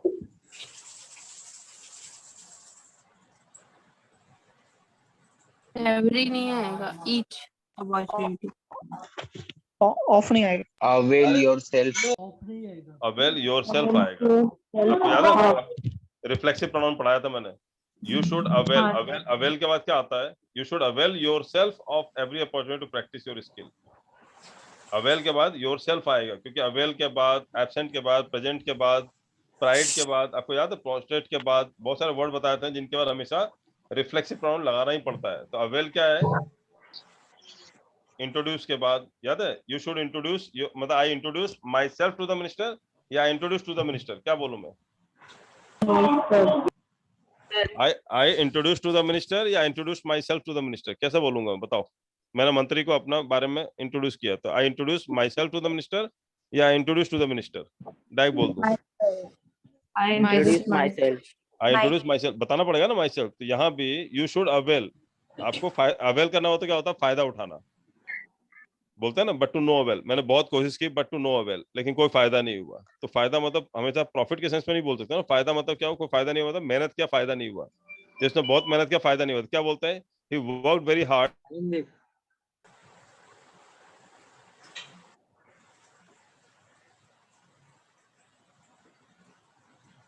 अभी 9 बज रहे हैं।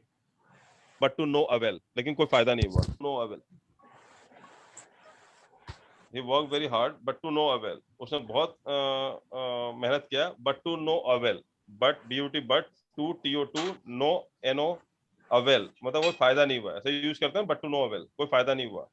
तो यहाँ भी avail मतलब होता है फायदा उठाना। तो फायदा उठाने के साथ avail के बाद क्या होता है, हमेशा क्या आता है, रिफ्लेक्सिव प्रोनाउन लगाना पड़ता है। तो you should avail yourself। जैसे she prides on her beauty या she prides herself on her beauty, क्या बोलेंगे? तो प्राइड के बाद मैंने क्या बताया था, रिफ्लेक्सिव प्रोनाउन लगता है। रिफ्लेक्सिव प्रोनाउन मतलब क्या पे, सेल्फ प्रोनाउन। तो जब भी आपका अवेल है, प्राइड है, इंट्रोड्यूस है, एब्सेंट है, प्रेजेंट है, हर्ट है, प्रोस्टेट है, कुछ वर्ड आपको मैंने बताया था, इन वर्ड्स के बाद इंगेज है, ऐसे वर्ड के बाद हमेशा क्या लगता है, रिफ्लेक्सिव प्रोनाउन लगाना ही पड़ता है आपको। तो यू शुड अवेल योरसेल्फ, आपको बोलना ही पड़ेगा, अदरवाइज गलत हो जाएगा। तो अवेल के बाद क्या आएगा, yourself. You should avail yourself. वो कुछ वर्ड्स हैं, याद कर लेना आप, उन वर्ड्स के बाद हमको लगाना ही पड़ता है, ठीक है। तो you should avail yourself of every opportunity to practise your skill. समझ में आया कोई डाउट इसमें? नहीं सर। ओके, नेक्स्ट देखते हैं आप लोग। The consumer forum directed the power corporation to compensate a complainant for the inconvenience and mental agony who he had to suffer because of the power officials' irresponsible attitude।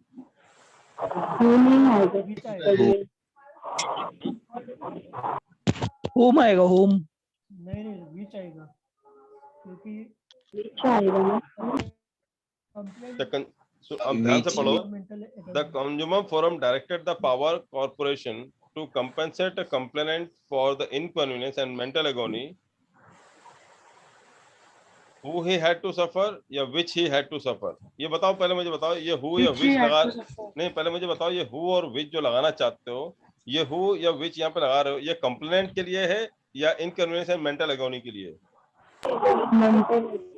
ये कैसा मालूम पड़ा? मैंने आपको पहले ही कहा था जो एंटीसीडेंट में लगा रहता है नॉर्मली उसी के बारे में बात की जाती है। तो हु के पहले क्या लगा? Mental agony. तो मेंटल एगोनी के साथ क्या आएगा? विच आएगा या हु आएगा?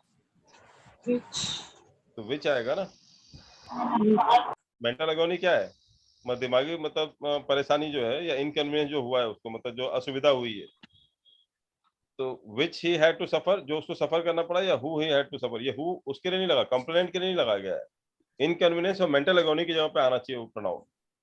तो उनके लिए मेंटल एगोनी और इनकन्वीनियंस क्या है? लिविंग थिंग है, नॉन लिविंग थिंग है? Non living. तो हु आएगा, विच आएगा? विच आएगा। अगर कॉम्प्लीमेंट लगा है ना, कॉम्पेंसेट है कॉम्प्लीमेंट, तो कॉम्प्लीमेंट के तुरंत बाद अगर हु लगा होता तो फिर इंसान के लिए होता ना, कंप्लेंट हु हैड कंप्लेंट, ऐसा आता फिर। तो कॉम्प्लीमेंट के लिए अगर हु लगता तो चल जाता है, बट आप यहाँ जो हु लगाया हुआ है ये इनकन्वीनियंस और मेंटल एगोनी के लिए लगा हुआ है ना। तो इनकन्वीनियंस और मेंटल एगोनी तो नॉन लिविंग थिंग है, तो हु क्यों आएगा? क्या आएगा यहाँ पे? विच आएगा। अभी समझा कि नहीं? अभी समझा कि नहीं? नहीं तो विच ही हैड टू सफर, सही है ना, विच ही हैड टू सफर, जिसको जो उसको सफर करना पड़ा। जैसे the problem which he had to suffer, ऐसा बोलना चाहता हूँ। तो प्रॉब्लम ही है ना, इनकन्वीनियंस और मेंटल एगोनी क्या है? प्रॉब्लम है। The problem which he had to suffer, ऐसे बोलोगे ना। The problem which I had to suffer, I only know, जो प्रॉब्लम मुझे सफर करना पड़ा मुझे ही पता, तुमको क्या पता चलेगा? ऐसा बोलते नहीं बोलते? तो the problem which I had to suffer because of you, ऐसा बोलते कि नहीं बोलते हैं? तो the problem who I had to suffer या who which I had to suffer, क्या बोलते हैं? विच बोलते हैं। तो inconvenience and mental agony which he had to suffer होगा या who he had to suffer होगा? Which he had to suffer. समझ में आया? अभी आपको क्लियर हुआ? आपको प्रोनाउन के केस में एरर का देखने का सबसे बेस्ट तरीका ये होता है कि आपको जो प्रोनाउन लगा हुआ है रिलेटिव प्रोनाउन जाता है, क्योंकि रिलेटिव प्रोनाउन क्वेश्चन बहुत आते हैं एग्जाम में। देख रहे हो ना आप देख रहे हो जितने क्वेश्चन हमने पढ़े हैं सबसे ज्यादा क्वेश्चन किस पे पूछा जाता है? रिलेटिव प्रोनाउन पे, हु विच व्हाट, ये वाले पे क्वेश्चन ज्यादा पूछा जाता है। तो यहाँ पे आपको ध्यान रखना पड़ेगा, या इट और इट्स पे, सिंगुलर प्लूरल पे पूछा जाता है, ठीक है? कि देयर है कि देयर आएगा, दी जाएगा, तो आपको सिंगुलर प्लूरल पे और सब्जेक्ट और ऑब्जेक्ट पे क्वेश्चन पूछा जाता है मेनली क्वेश्चन। आपको इतना समझ में आ गया होगा अभी तक आपको? तो ये 4-5 चीजों पे ज्यादा स्ट्रांग होना पड़ेगा आपको। तो यहाँ पे आपको ध्यान देना पड़ेगा कि जो हु विच हुम जो रिलेटिव प्रोनाउन लग रहा है उसका मेन किसके लिए लगा हुआ है, किस वर्ड के लिए लगा हुआ है।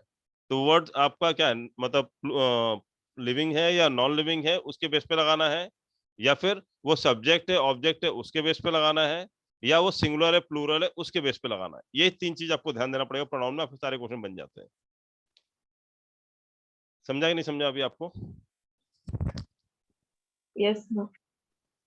चलो नेक्स्ट क्या है?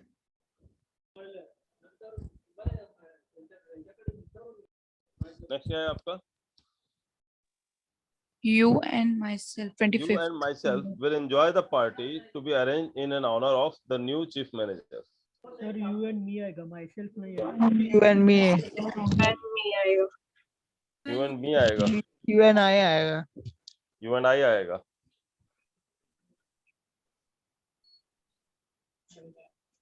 Yes sir, I आएगा। You and I आएगा। You and I. You and myself क्यों नहीं आएगा पहले तो ये बताओ? बीच में एंड है ना सर। हाँ तो सही बोलो बोलो तो कुछ तो बोलो। हाँ उसके आगे उसके पहले और उसके बाद का सेंटेंस सेम होना चाहिए। सेम होना चाहिए, समझ में आया ना? सेम पार्ट ऑफ स्पीच होना चाहिए। अगर आगे माई सेल्फ लगा है तो पीछे योरसेल्फ होना चाहिए था, yourself and my self will enjoy, ऐसा होना चाहिए। लेकिन आपको पता है ये चीज गलत हो जाएगा, योरसेल्फ एंड माई सेल्फ ऐसा कभी नहीं बोलते, ये गलत है। क्योंकि एंड का रूल है कि एंड के पहले जो पार्ट्स ऑफ स्पीच होगा एंड के बाद भी सेम पार्ट्स ऑफ स्पीच होना चाहिए। तो यू एंड माई सेल्फ तो पॉसिबल नहीं है। अब बताओ दूसरा क्या बोल रहे थे? You and me. चलो अब यू एंड मी लेके देख लेते हैं हम लोग, ठीक है? तो यू एंड मी जो होता है वो होता है, मी क्या होता है? ऑब्जेक्ट होता है, और यू भी क्या हो गया? ऑब्जेक्ट बन जाएगा फिर, क्योंकि आगे अगर मी ऑब्जेक्ट है एंड के बाद, तो एंड के पहला वाला वर्ड भी ऑब्जेक्ट है। तो जो आपने यू लिया है वो ऑब्जेक्ट वाला यू है। तो ऑब्जेक्ट वाला अगर वर्ड है तो सब्जेक्ट पे कैसा लग सकता हो? स्टार्टिंग में कैसा लगा सकते हो सेंटेंस के? आप बताओ यू एंड मी सेंटेंस के स्टार्टिंग में कैसे लगा सकते हो कि दोनों ऑब्जेक्ट हो गए ना, फिर तो एंड के पहले और एंड के बाद सेम होता है पार्ट ऑफ स्पीच। तो एंड के बाद अगर मी लगा रहे हो, सब्जेक्ट ऑब्जेक्ट लगा रहे हो, तो एंड के पहले वर्ड अपने आप सब्जेक्ट हो गया वो, सॉरी ऑब्जेक्ट हो गया वो। तो दोनों ऑब्जेक्ट हैं, तो दोनों ऑब्जेक्ट को सेंटेंस के स्टार्टिंग में कैसे लगता है? ऑब्जेक्ट तो हमें सेंटेंस के बाद में आता है, सेंटेंस की स्टार्टिंग में तो हमेशा क्या आता है? सब्जेक्टिव केस ऑफ प्रोनाउन आता है। तो यू क्या आना पड़ेगा? सब्जेक्ट। अगर यू सब्जेक्ट है तो एंड के बाद क्या लगना चाहिए उसके आगे? आई। आई। तो माई सेल्फ का सब्जेक्ट भी आई होता है। और यू में दिक्कत ये होता है कि यू ऑब्जेक्ट में भी यू होता है और सब्जेक्ट में भी यू होता है, इससे कंफ्यूजन ज्यादा होता है। यू जो होता है सब्जेक्ट में भी यू होता है, जैसे I give it to you और यू आर गिविंग मी, तो यू सब्जेक्ट भी बनता है, यू ऑब्जेक्ट भी बनता है, इससे कंफ्यूजन ज्यादा होता है। तो यहाँ पे यू सब्जेक्ट अगर बोल रहे हो तो एंड के बाद क्या आना चाहिए? माई सेल्फ, माई या मी या क्या आना चाहिए? बताओ आप, क्या आना चाहिए? You and I. आई। कोई डाउट किसी को? समझ में आया आपको? You and I will enjoy the party to be arrange in an honour होना चाहिए, तो गलती से एन लिखा नहीं है, an honour of the new chief manager.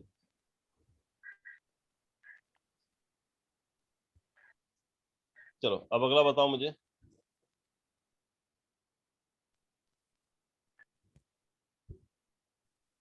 No error.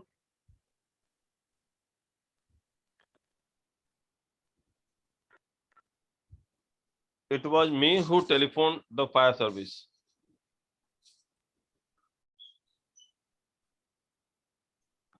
वो किसके लिए लगता है? लिविंग थिंग्स के Living के साथ. Living thing. लिविंग थिंग के साथ। और लिविंग थिंग क्या होना चाहिए? पर्सन होना चाहिए। और पर्सन क्या होना चाहिए सेंटेंस का? ऑब्जेक्ट या सब्जेक्ट? Subject. सब्जेक्ट होना चाहिए। तो मी सब्जेक्ट है कि ऑब्जेक्ट है? Object. ऑब्जेक्ट है मी। उसका सब्जेक्ट क्या होता है? I. आई। तो इट वाज आई होगा, क्योंकि हु जो होता है सब्जेक्ट के लिए लगाया जाता है कभी भी। हुम लगता है मी के लिए। समझ में आया ना? हुम लगता है मी के लिए, हु नहीं लगता। हु लगाना तो क्या लगाना पड़ेगा उसके पहले? आई। तो it was I who telephone the fire service. It was me नहीं होगा। बहुत लोग गलत कर जाते हैं यहाँ पे। क्या आएगा यहाँ पे? It was I. वो मैं था जिसने फोन किया था फायर सर्विस को, वो मैं था। इट वाज आई, तो वो सब्जेक्ट है ना। इट जो होता है, इट जो है इंट्रोडक्टरी सब्जेक्ट है, लेकिन एक्चुअली हु लगता है सेंटेंस के सब्जेक्ट के लिए। तो हु किसके लिए लगा गया है यहाँ पे? आई के लिए, न कि इट के लिए। It was I who telephone the fire service. समझ में आया कि नहीं आया? तो हु हमेशा किसके लिए लगता है? ध्यान रखना आप, किसके लिए लगता है हु? सब्जेक्ट के लिए लगाता है। तो हु के पहले मी आएगा कि आई आएगा? आई आएगा। ओके, नेक्स्ट बताएं आप।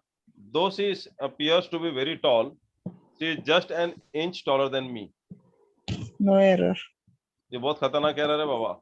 ये ऐसा क्वेश्चन जो है ना एग्जाम में आता है, दिमाग घूम जाता है, क्योंकि बचपन से आज तक कभी किसी ने पढ़ाया नहीं हमको ये चीज। मैं जानता हूँ इसमें गलती होगी। दो she appears to be very tall, हालांकि वो बहुत लंबी दिख रही है, she is just an inch taller than me, वो सिर्फ 1 इंच लंबी है मुझसे, ऐसा बोलना है मुझे। यहाँ पे मैं आपको समझा देता हूँ, ये बहुत ध्यान से सुनना आप, क्योंकि ज्यादातर लोग इसमें गलती करते हैं। टॉलर देन आई आएगा। अब बोलो सर ऐसा क्यों? टॉलर देन मी तो बचपन से बोलता आ रहा हूँ मैं, he is taller than me, I am taller than him. हमेशा मैं ऑब्जेक्ट ही लगाया, टॉलर देन के बाद आई क्यों लगाएंगे? अभी समझा आपको क्या बोलना चाह रहा हूँ मैं? अभी समझ में आया? तो यहाँ पे टॉलर देन आई आएगा, लेकिन बहुत लोग एक्सेप्ट नहीं कर पाएंगे इस चीज को, डाइजेस्ट नहीं होगा, क्योंकि हमने आदत नहीं ऐसी चीज खाने की। हमेशा बचपन से बोलता है he is taller than me, I am taller than him, she is taller than मी। हम लोग हमेशा मी लगाते आए हुए हैं। अब अचानक से बोलूं कि वहां पे आई आएगा, तब कंफ्यूज होगा सर आई क्यों आएगा, हर जगह तो मी लगाते हैं। इसका कंसेप्ट बता रहा हूँ मैं आपको, आप ध्यान से सुनना। Though she appears to be very tall, हालांकि बहुत टॉल नजर आती है, she is just an inch, वो सिर्फ 1 इंच जो है टॉलर देन आई आएगा। जब भी कंपैरेटिव डिग्री होता है तो कंपैरिजन क्या होता है? हमेशा बराबर चीजों में होता है। तुलना किसमें की जाती है पहले ये बताओ? कंपैरिजन जो होता है, तुलना जो होता है, हमेशा बराबर चीजों में की जाती है या अलग अलग चीजों में की जाती है? पहले ये बताओ। बराबर। मैं बोलूं मेरा Shape बेड जो ठीक है, मेरा दोनों। मैं ऐसा बोल सकता हूँ क्या मेरा बेड जो है अलमारी से बड़ा है? नहीं क्या बोलना चाहिए? मेरा ये बेड जो है वो वाले बेड से बड़ा है, या मेरी ये वाली अलमारी है वो वाले अलमारी से बड़ा है, मेरा ये वाली फ्रिज जो है वो वाले फ्रिज से बड़ा है। अब मैं बोलूं मोहन जो है ना पहाड़ से छोटा है, ये कोई बात है क्या? भाई पहाड़ का कंपेरिजन पहाड़ से करोगे ना, मोहन का कंपेरिजन मोहन से करोगे। समझ में आया कि नहीं आया क्या बोलना चाह रहा हूँ? पहले ये कंसेप्ट समझ में आ रहा है? कंपेरिजन हमेशा बराबरी वालों में होता है, तुलना हमेशा बराबर की चीजों में की जाती है, ठीक है? सर लेकिन ऐसा भी तो बोलते हैं ना, मोहन शेर जितना बहादुर है, शेर जैसा बहादुर है। कैसा बोलते हैं ना, मोहन शेर जैसा बहादुर है। हाँ तो वो मैडम अलग चीज होता है ना, वो अलंकार कहलाता है, मतलब फिगर ऑफ स्पीच कहलाता है। वो जो आप बोल रहे हो ना फिगर ऑफ स्पीच कहलाता है, जिसे हम लोग बोलते हैं उसमें भी मोहन। शेर ही कर रहे हैं ना सर उसको, नहीं शेर। वो मेटाफर है मैम, मेटाफर है। वो शेर जैसा बहादुर है वो तो एक हम बोल देते हैं ना, तुम्हारा चेहरा चांद जैसा है, चांद का टुकड़ा है, हाँ तो वो तो मेटाफर होता है ना। मेटाफर और सिमलिज वो अलग चीज है। वो भाई बोल रहा हूँ आपको फिगर ऑफ स्पीच कहलाता है, हिंदी में उसे अलंकार कहते हैं। हाँ सर। जैसे अतिशोक्ति अलंकार होता है, फिगर ऑफ वो क्या बोलते हैं, एक्सेग्रेशन, ठीक है? तो अलग अलग टाइप के फिगर ऑफ स्पीच होते हैं, सिमलिज होते हैं, मेटाफर होते हैं। हिंदी में क्या बोलते हैं? रूपक अलंकार, अनुप्रास अलंकार, ऐसे अलंकार होते हैं ना बहुत सारे हिंदी में, यस सर। सुना है ना? और इंग्लिश में बोलते हैं फिगर ऑफ स्पीच कहते हैं, जिसमें बोलते हैं मेटाफर, सिमलिज, एग्जेग्रेशन। एग्जेग्रेशन होता है ना, मतलब अतिशोक्ति। जैसे सागर ने गागर भर दिया, गागर में सागर भर दिया, मतलब गागर में सागर आएगा क्या? नहीं आएगा, लेकिन बहुत बड़ा चढ़ा के, तो कोई बड़ा चढ़ा के बोलते हैं तो क्या बोलते हैं? Figure of exaggeration. जैसे सिमलिज होती है जो एक ही वर्ड बार बार आता है, ठीक है? एक सिंबल वर्ड बार बार रिपीट होता है, दैट इज कॉल्ड सिमलिज। या मेटाफर होता है जहाँ पे रूप हम बदल देते हैं, जैसे आपने बोला शेर जैसा है तो मेटाफर कहलाता है। तो यहाँ पे मैं आपको बताना चाह रहा हूँ ये सिमलिज और मेटाफर नहीं है, ये सिंपल सेंटेंस का अलग रूप होता है। प्रोवर्ब में तो क्या होता है? प्रोवर्ब में तो ग्रामर भी नहीं लगती है, वहां तो इज वाज देखा ही नहीं जाता ना, कुछ भी डाल दिया जाता है। तो प्रोवर्ब, मुहावरे तो अलग चीज होता है ना, मुहावरे और लोकोक्तियां जो होती है ना वो अलग चीज होता है, इडियम्स एंड फ्रेजेस वो सब अलग हो जाता है। यहाँ पे मुझे बताओ she is just an inch taller than, तो अब यहाँ कंपेरिजन मी का किससे कर रहे हैं ये बताओ पहले आप। सी से कर रहे हैं, और सी क्या है? ऑब्जेक्ट है कि सब्जेक्ट है? सी क्या होता है? सब्जेक्ट होता है कि ऑब्जेक्ट होता है? सब्जेक्ट। तो she is taller than I होगा या सी इज टॉलर देन मी होगा? आपका सब्जेक्ट का कंपेरिजन सब्जेक्ट से होगा या सब्जेक्ट कंपेरिजन ऑब्जेक्ट से होगा? सब कंपेरिजन है ना, कंपेरिजन बराबरी में होता है। यहाँ पे ऑब्जेक्ट और सब्जेक्ट की बात नहीं हो रही है, यहाँ कंपेरिजन हो रहा है। तो she is taller than me, taller than I, या बोलो I am taller than she. समझ में आया ना? लेकिन हमारी आदत क्या है? I am taller than her and she is taller than me, बोलने की आदत है हमारी। लेकिन ध्यान रखना कंपेरिजन हमेशा बराबरी में होता है। यदि कंपेरिजन करना है तो दोनों क्या होना चाहिए? सब्जेक्ट होना चाहिए। दोनों क्या होना चाहिए? ऑब्जेक्ट होना चाहिए। तो सर सेंटेंस एकदम कंपैरिजन वाले ही होंगे ना? हाँ ये कंपैरिजन वाला है ना, वही बोल रहा हूँ मैं। तो अगर ऐसा कंपैरिजन वाला ग्रामर में सेंटेंस आता है प्रोनाउन में, तो ध्यान रखना सी इज टॉलर देन मी नहीं होगा, she is taller than I होगा, क्योंकि सी का कंपैरिजन मी से नहीं हो सकता, सी का कंपैरिजन आई से होगा, क्योंकि आई और सी दोनों सब्जेक्ट है, जबकि सी सब्जेक्ट है और मी ऑब्जेक्ट है। तो सब्जेक्ट और ऑब्जेक्ट कंपैरिजन नहीं होता कभी भी। मैं आपको वही समझाने की कोशिश कर रहा था कि दो अलग अलग चीजों का कंपैरिजन नहीं कर सकते हो। ये नहीं बोल सकते मेरी बाल्टी जो है ना मेरी चाची से बड़ी है, या मेरी बाल्टी बाथरूम की जो बाल्टी है मेरी चाची से छोटी है, ऐसा नहीं बोल सकता ना भाई। चाची तुम्हारी लेडीज है और बाल्टी अलग चीज है। तो कंपैरिजन हमेशा बराबरी में होता है, सब्जेक्ट का सब्जेक्ट से होता है, ऑब्जेक्ट का ऑब्जेक्ट से होता है, ध्यान रखना। तो she just an inch taller than I होगा, मी नहीं होगा, ध्यान रखना आप। और ये बहुत लोग गलत करके आते हैं एग्जाम में, क्योंकि मानते ही नहीं इस चीज को वो। और बचपन सुना भी ऐसे ही है हमने, मैं तो मुंह पे कह रहा हूँ, मैंने भी बचपन से यही सुना था। But when it comes to grammar तो मुझे पता है ग्रामर में क्या गलती होती है। तो she is taller than I होगा, she is taller than me होगा, क्या होगा? Taller than I. अभी ये कंसेप्ट समझ में आ गया? कभी गलती होगी आपसे ये चीज की? नहीं सर। नहीं होगी ना? ठीक है। नहीं सर। अब आगे बताएं मुझे। he told his friends that each of them should be able to carry out the orders oneself. themselves. He told his friends that each of them should be able to carry out the orders. अब them का क्या बनेगा? themselves बनेगा या oneself बनेगा? themselves। और themself होगा, themselves होगा? themselves। themself होता है क्या वर्ड? नहीं सर आवर सेल्फ और देमसेल्फ कोई वर्ड होता है क्या पूरी दुनिया में, पूरी डिक्शनरी में है क्या कहीं गूगल में? नो सर्च मार के देख लेना। देमसेल्फ और योर सेल्फ तो होता है, खैर योर सेल्फ और योर सेल्फ दोनों होता है, क्योंकि एक भी होता है बहुत के लिए भी यूज करते हैं, लेकिन आवर सेल्फ होता है और देम सेल्फ होता है कि दोनों प्लूरल हैं। आवर सेल्फ और देम सेल्फ सिंगुलर होता ही नहीं है ना, कि आवर सेल्फ देम सेल्फ हमेशा दो से ज्यादा लोग रहते हैं, तो हमेशा प्लूरल होता है जिसमें हमेशा सेल्फ लगता है। आर सेल्फ अगर उनको बोलता है आई कैन डू इट, मतलब we can do it ourself, ये सेंटेंस प्योरली गलत है। या they can do it themself, ये प्योरली गलत है, क्योंकि देम सेल्फ कोई वर्ड होता ही नहीं है पूरी डिक्शनरी में, एग्जिस्ट ही नहीं करता देम सेल्फ वर्ड, और ना आर सेल्फ एग्जिस्ट करता कहीं पे, लेकिन हम लोग बोलते हैं कि नहीं बोलते, बताओ? यस सर बोलते ही नहीं बोलते हैं? Don't worry they can do their work themselves, बोल देते हैं नहीं बोल देते हैं? बट होना क्या हाँ चाहिए? Sir don't worry they can do their work themselves, क्योंकि देमसेल्फ वर्ड होता ही नहीं है, देमसेल्व्स होता है SELVES। Ourselves OURSELVES। और अगर योर सेल्फ बोलना है तो योर सेल्फ भी होता है, योर सेल्फ भी होता है, क्योंकि अगर सिंगल बोलूं कि Sita you can do your work your self, तो यहाँ योर सेल्फ आएगा। अब मैं आप सबसे बोलूं all the student can do their work you all can do your work yourselfs, तो एस लगाना पड़ेगा क्योंकि प्लूरल हो गया, तो प्लूरल में हमेशा SELVES लगता है, सिंगुलर होता ही नहीं, इसलिए आर सेल्फ और देम सेल्फ ऐसा कोई वर्ड एग्जिस्ट ही नहीं करता गूगल में या डिक्शनरी में। अभी समझ में आया? तो वो गलती होनी नहीं चाहिए। तो यहाँ पे देम के जगह क्या आएगा? ऑर्डर देमसेल्व्स, THEMSELVES, देमसेल्व्स आएगा। सर हाँ सर ये वन सेल्फ करके कोई वर्ड होता है? हाँ वन सेल्फ होता है ना बेटा, सिंगुलर है ना। Okay sir. जैसे अगर मैं बोलो one should do their work, क्या आएगा? One self, one should follow, one self. समझ में आया ना? तो वन के साथ Okay. वन सेल्फ ही आएगा ना। अगला देखिए, my uncle forced my friend and I to stay back. Sir my friend and me आएगा। माय फ्रेंड एंड मी आएगा, गुड। क्यों? क्योंकि यहाँ पे सब्जेक्ट क्या है? माय अंकल है, तो my uncle forced my friend. अब यहाँ माय क्या है? ऑब्जेक्ट है। माय फ्रेंड क्या है? ऑब्जेक्ट है। तो अगर एंड के पहले ऑब्जेक्ट है तो एंड के बाद भी क्या आना चाहिए? ऑब्जेक्ट आना चाहिए। तो क्या आएगा? My uncle forced my friend and me to stay back. अब यहाँ पे मी आया है क्योंकि ये दोनों ऑब्जेक्ट है, और यहाँ पे सब्जेक्ट क्या है? अंकल है, अंकल सब्जेक्ट है सेंटेंस के। और माय फ्रेंड एंड आई नहीं होगा, माय फ्रेंड एंड मी हो, कि माय फ्रेंड भी ऑब्जेक्ट है और आई भी ऑब्जेक्ट होगा सेंटेंस का। तो ऑब्जेक्ट क्या बनेगा? आई का मी। कोई डाउट इसमें? नो सर ओके, अगला देखें।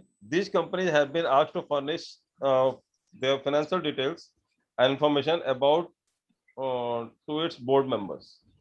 Sir to their board member आएगा।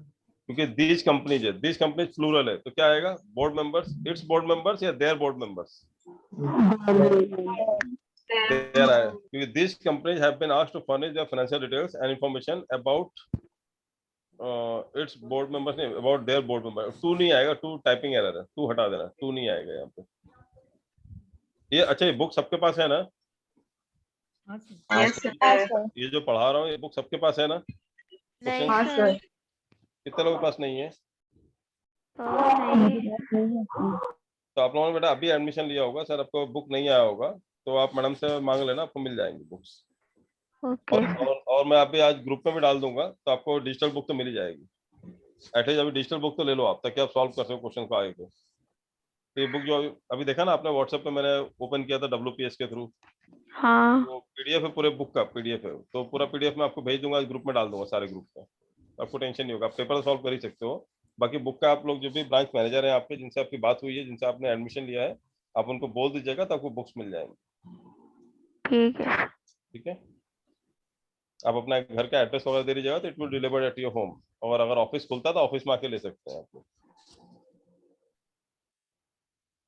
और ये हो गया ना, समझ में आया? टू देयर बोर्ड मेंबर्स आएगा। अगला बताएं, my sister and myself are please to accept your invitation to dinner. I my sister my sister and I, myself क्यों नहीं आएगा? या खुद की कोई बात है ही नहीं ना, या माय सिस्टर क्या है? सब्जेक्ट है सेंटेंस का, तो सेंटेंस का सब्जेक्ट है तो क्या आएगा? माय सिस्टर एंड आई आएगा। अब आप देख रहे हो, मतलब बोलने में हमें पता नहीं चलता, my sister and myself are please to accept, हमें लगता है सही तो बोल रहे हैं, ऐसी बड़ी अच्छी इंग्लिश बोल रहे हैं हम लोग, है ना? यहाँ क्या आएगा? माई सिस्टर एंड आई। अब ये मुझे बताओ कि माई सिस्टर एंड आई बोला है, तो आई के साथ तो एम आता है, तो यहाँ पे आर क्यों लगा? Are please.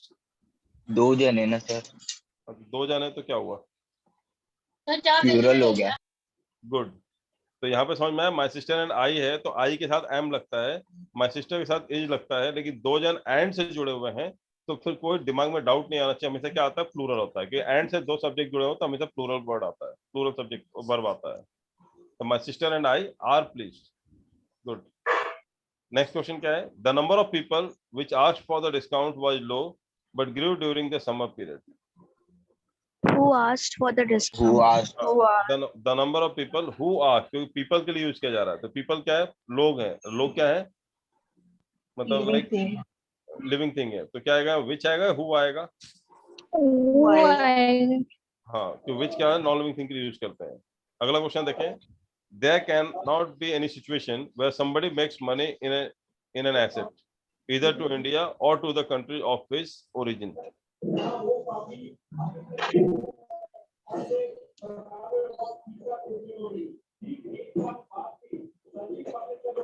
सर मेक आएगा ना? क्या?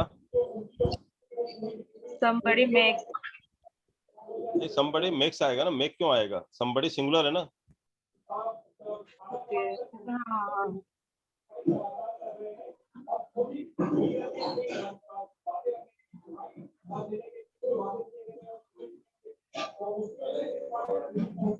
सिंगुलर सर हमेशा एस और एस लगता है ना वर्ब के साथ। एक हाँ कम आता है, एक कम आता है।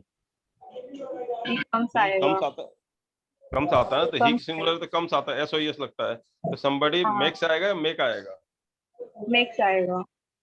अच्छा मुझे बताओ, कोई somebody is calling you या somebody are calling you, क्या बोलता है? Somebody is. somebody is calling. somebody is calling you या somebody are calling you, आप बताओ। somebody is calling you। Is आएगा सर, हाँ? कोई एक ही is आएगा। कोई एक ही बुला रहा है ना भाई, हमें नहीं पता कौन है, इनडेफिनिट प्रोनाउन है, बट हमें पता, ये तो पता है ना कि एक ही है कोई। तो अच्छा somebody has taken my copy या somebody have taken my copy?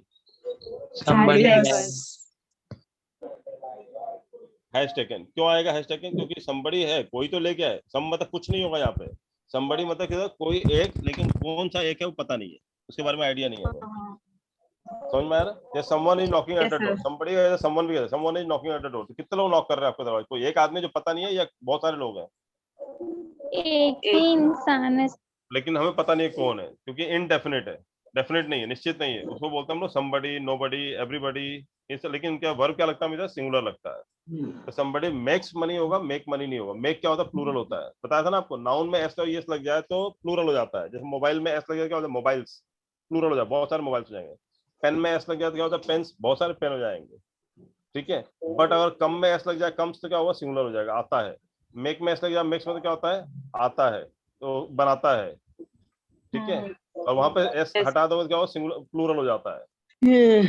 They come late, they come late मतलब लेट आते हैं। और मेक्स मतलब ही कम्स लेट मतलब क्या? लेट आता है। तो आता और आते, इसमें अंतर जाता है। तो एस लग जाएगा तो क्या हुआ? ता आ जाता है, और एस हटा दो तो क्या होगा? ते हो जाता है, प्लूरल हो जाता है। तो वर्ब में एस और एस लगाने से प्लूरल होता है, और नाउन में एस और एस लगाने से सिंगुलर, सॉरी, नाउन में एस और एस लगाने से प्लूरल होता है, और वर्ब में एस और एस लगा दो तो सिंगुलर हो जाता है, उल्टा होता है। तो मेक क्या है? मेक मतलब क्या होता है? वर्ब है या नाउन है? वर्ब है। तो वर्ब में एस और एस लगाने पे क्या होता है? सिंगुलर होता है, प्लूरल होता है? सिंगुलर होता है। सिंगुलर होता है। तो somebody makes, वो सही है, कोई डाउट नहीं है। क्लियर है डाउट आपको पूरा? There cannot be any situation where somebody makes money in an asset either to India or to the country of its origin। क्योंकि इंडिया के लिए यूज किया जा रहा है, तो इंडिया के लिए his origin होगा, its origin होगा? its origin होगा। its origin होगा, कि इंडिया के लिए यूज किया जा रहा है ये। समझ में आया कि नहीं आया? Yes sir. his origin नहीं होगा, क्या होगा? of its origin, India or to the country of its origin। अब मुझे बताओ, I and Tina will go to market in the evening। me and Tina। मी कहाँ से आ जाएगा? मी ऑब्जेक्ट होता है, मैं कई बार बोल चुका हूँ। सब्जेक्ट सेंटेंस है, सब्जेक्ट है वो। स्टार्टिंग में लगा रहा हूँ, मी शुरू होता है क्या सेंटेंस कभी भी? No error. No error sir, हाँ, नो एरर। पहले ये बताओ कि ये कोई बुरा काम है या अच्छा काम है मार्केट जाना? अच्छा अच्छा काम है। अच्छा काम है ना? तो अच्छा काम है तो क्या होता है, पहले किसका नाम लेना चाहिए? हाँ सर। क्या आना चाहिए? टीना and I.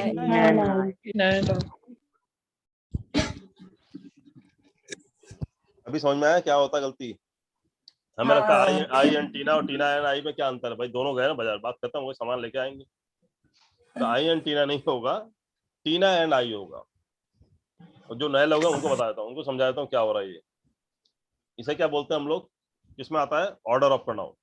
Order of pronoun ये कहता है कि यदि आई, वी, यू, ही ऐसा दिया हुआ है तो आई और वी क्या होता है? फर्स्ट पर्सन प्रोनाउन होता है। यू होता है सेकंड पर्सन प्रोनाउन, जो सामने होता है। आई मतलब आई और वी, जो मैं हूं और मेरे पीछे जो लोग हैं, वी, ये कहलाता है फर्स्ट पर्सन प्रोनाउन, प्रथम पुरुष। और यू होता है सेकंड पर्सन प्रोनाउन, सामने वाला। और ही, सी, इट, दे वो होते हैं जो यहाँ पे प्रेजेंट नहीं है हम दोनों के अलावा, जो पीछे मतलब कहीं और जिनकी कहानी में हम बात करेंगे, तो वो कहलाते हैं थर्ड पर्सन प्रोनाउन।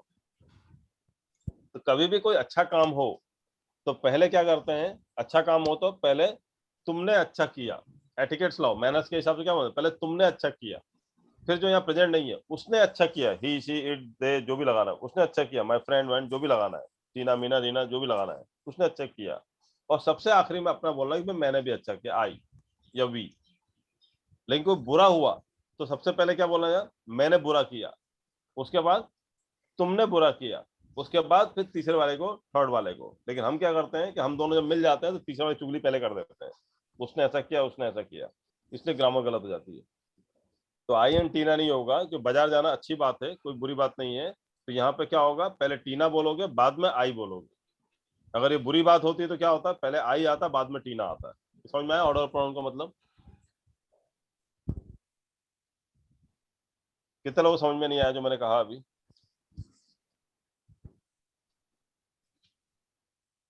कितने लोग समझा ना आपको? किसी को समझ में नहीं आया हो? जो नए हो, जिनको समझ में नहीं आया हो, बताएं। रूल ये है कि आई, यू और ही, सी, इट, दे जो होता है, तो आई और वी को हम लोग बोलते हैं फर्स्ट पर्सन प्रोनाउन, यू को बोलते हैं सेकंड पर्सन प्रोनाउन, और he, she, it, they, Tina, Meena, my friend, my relative, my parents, वो सब जितने भी बाकी बचते हैं वो सब थर्ड पर्सन प्रोनाउन कहलाते हैं। तो वो हमेशा सबसे आखिरी में ही रहेंगे, उसकी टेंशन नहीं लेने का। सिर्फ आई और यू मतलब आखिरी, मतलब आई यू के बाद ही आएंगे वो। लेकिन आई की पोजीशन या तो पहली होगी या तो आखिरी होगी। आई कभी बीच में नहीं आता। आई की पोजीशन या तो पहला होगा या आखिरी होगा। वो कैसे डिसाइड होगा? यदि कोई बुरा काम है तो बोलो सबसे बुरा, सबसे पहले बुरी में से हुई, गलती में से हुई, तो आई सबसे पहले आए गलती काम में। और कुछ अच्छा काम हुआ तो आई सबसे आखिरी में आएगा। भाई पहले अपनी तारीफ कर लो आप लोग, सबसे आखिरी में मेरे बारे में बताना कि मैंने भी अच्छा किया है। तो बाजार जाना अच्छी बात है। तो यहाँ पे क्या आएगा? टीना एंड आई। नॉर्मली लोगों को गलत दिखता नहीं है इसमें, क्योंकि उनको टीना एंड आई और आई एंड टीना में कोई फर्क नहीं नजर आता। क्या फर्क पड़ता है इससे? मैं और टीना गए या टीना और मैं गए, क्या फर्क पड़ता है इस चीज से? बट ऑर्डर ऑफ प्रोनाउन के हिसाब से क्वेश्चन गलत हो जाता है। तो फर्स्ट में एरर है। समझ में आया कि नहीं आया क्वेश्चन? करेक्ट फॉर्मेशन क्या होना चाहिए इसका? क्या आएगा? टीना एंड आई आएगा। नेक्स्ट देखें आप, last. Almost all school teachers insist that, almost all school teachers,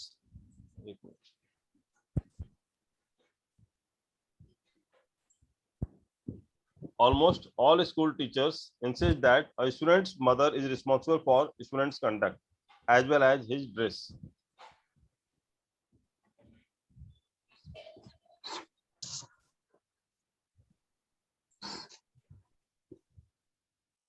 तो स्टूडेंट आएगा, स्टूडेंट्स में क्या आएगा? Almost student mother. नहीं, स्टूडेंट मदर थोड़ी हो सकता है, स्टूडेंट की माँ बोलना पड़ेगा ना, तो अपोस्ट्रोफी तो लगाना पड़ेगा ना। काके की कैसे आएगा? Teachers insist. नहीं, अभी मैंने अभी आपको थोड़ी देर पहले बोला टीचर्स क्या प्लूरल है कि सिंगुलर है? Plural. तो प्लूरल के साथ इंसिस्ट आएगा, इंसिस्ट से आएगा, ऐसा ही ऐसा आएगा वर्ब में। वर्ब का फर्स्ट फॉर्म आएगा। वर्ब का फर्स्ट फॉर्म आएगा इंसिस्ट आएगा। लेकिन अगर वो टीचर होता तो क्या आता है? इंसिस्ट आता है, इंसिस्ट आता है, इंसिस्ट इंसिस्ट हो जाता है, एस लग जाता है, वर्ब का फिफ्थ फॉर्म आ जाता है। और टीचर होता तो कि सिंगुलर हो, नाउन सिंगुलर होगा तो वर्ब प्लूरल होगा, ऐसा याद कर लो। और अगर नाउन प्लूरल होगा तो वर्ब सिंगुलर होगा, ऐसा याद कर लो। जबकि ऐसा होता नहीं, वो सिंगुलर नहीं, वो प्लूरल ही होता है वो। अब ये टीचर्स के साथ इंसिस्ट जो लग रहा है, वर्ब का फर्स्ट फॉर्म जो होता है वो प्लूरल माना जाता है, और वर्ब का फिफ्थ फॉर्म जो होता है SOES वाला वो सिंगुलर माना जाता है। ध्यान रखना, आप कंफ्यूज मत हो, मैं कई बार बोल चुका हूँ। अगर टीचर में एस लग गया तो प्लूरल हो गया, बट इंसिस्ट में एस हटा दिया तो प्लूरल हो गया ये, और इंसिस्ट में एस लगा दोगे तो सिंगुलर हो जाएगा वो, क्योंकि वो वर्ब है। वर्ब में SOES लगा दोगे तो वर्ब का फिफ्थ फॉर्म हो जाता है, जो सिंगुलर के लिए यूज किया जाता है। और वर्ब में SOES हटा दोगे तो वर्ब का फर्स्ट फॉर्म बन जाता है, जो कि प्लूरल होता है। समझ में आ रहा है कि नहीं आ रहा, क्या बोल रहा हूँ? नाउन में SOES लगाओगे तो प्लूरल बन जाता है। टीचर में एस लगा दिया, टीचर मतलब एक टीचर होता है, और टीचर्स मतलब बहुत सारे टीचर होते हैं। बट इंसिस्ट मतलब क्या होता है? एक ने इसीलिए जोड़ दिया है, तो बहुत सारे लोगों ने जोड़ दिया है। इंसिस्ट करना मतलब क्या होता है? एक आदमी ने जोड़ दिया है, बहुत सारे लोगों ने जोड़ दिया। इंसिस्ट बोलता हूँ तो बहुत सारे लोगों ने जोड़ दिया है। और इंसिस्ट कर देता हूँ तो एस लगा देता हूँ तो आगे इंसिस्ट के आगे तो किसी एक ने जोड़ दिया है। अभी समझा कि नहीं समझा आपको? हाँ सर समझा। मतलब कम और कम्स वाली बात है। टीचर्स कम होगा या टीचर्स कम्स होगा? Sir comes. अच्छा टीचर्स, चलो कम छोड़ दो, गोज होगा। अब teachers goes to school daily या students goes to school daily या students go to school daily? Students go. Students के साथ क्या आएगा? गो आएगा, गो। ठीक है, स्टूडेंट्स के साथ। और खाली अकेला स्टूडेंट लगाते हो, student go to school daily या student goes to school daily? Goes. Go जाएगा। अब समझ में आया कि नहीं आया क्या बोलना चाह रहा हूं मैं? अब मुझे बताओ, he goes to school daily या they goes to school daily? He goes. तो ही के साथ क्या लगाया आपने? गोज, SOES वाला। और दे के साथ क्या लगाया आपने? दे गो टू स्कूल डेली। अभी समझ में आया कि नहीं आया कंसेप्ट, क्या बोल रहा हूं मैं? Yes sir. ओके, चलो फिर आगे का आप करके ले आओ। 35 के आगे का जो है ना, क्वेश्चन सॉल्व करके लाओ 100 तक। अब आपको समझ में आ गया में क्या एरर था सर? इसमें लास्ट वाले में क्या बोला आपने? कौन सा एरर? मुझे कोई एरर दिखाई नहीं, आपको दिखा तो बताओ। नहीं दिखा। नो एरर ना? नो एरर है ना बेटा उसमें।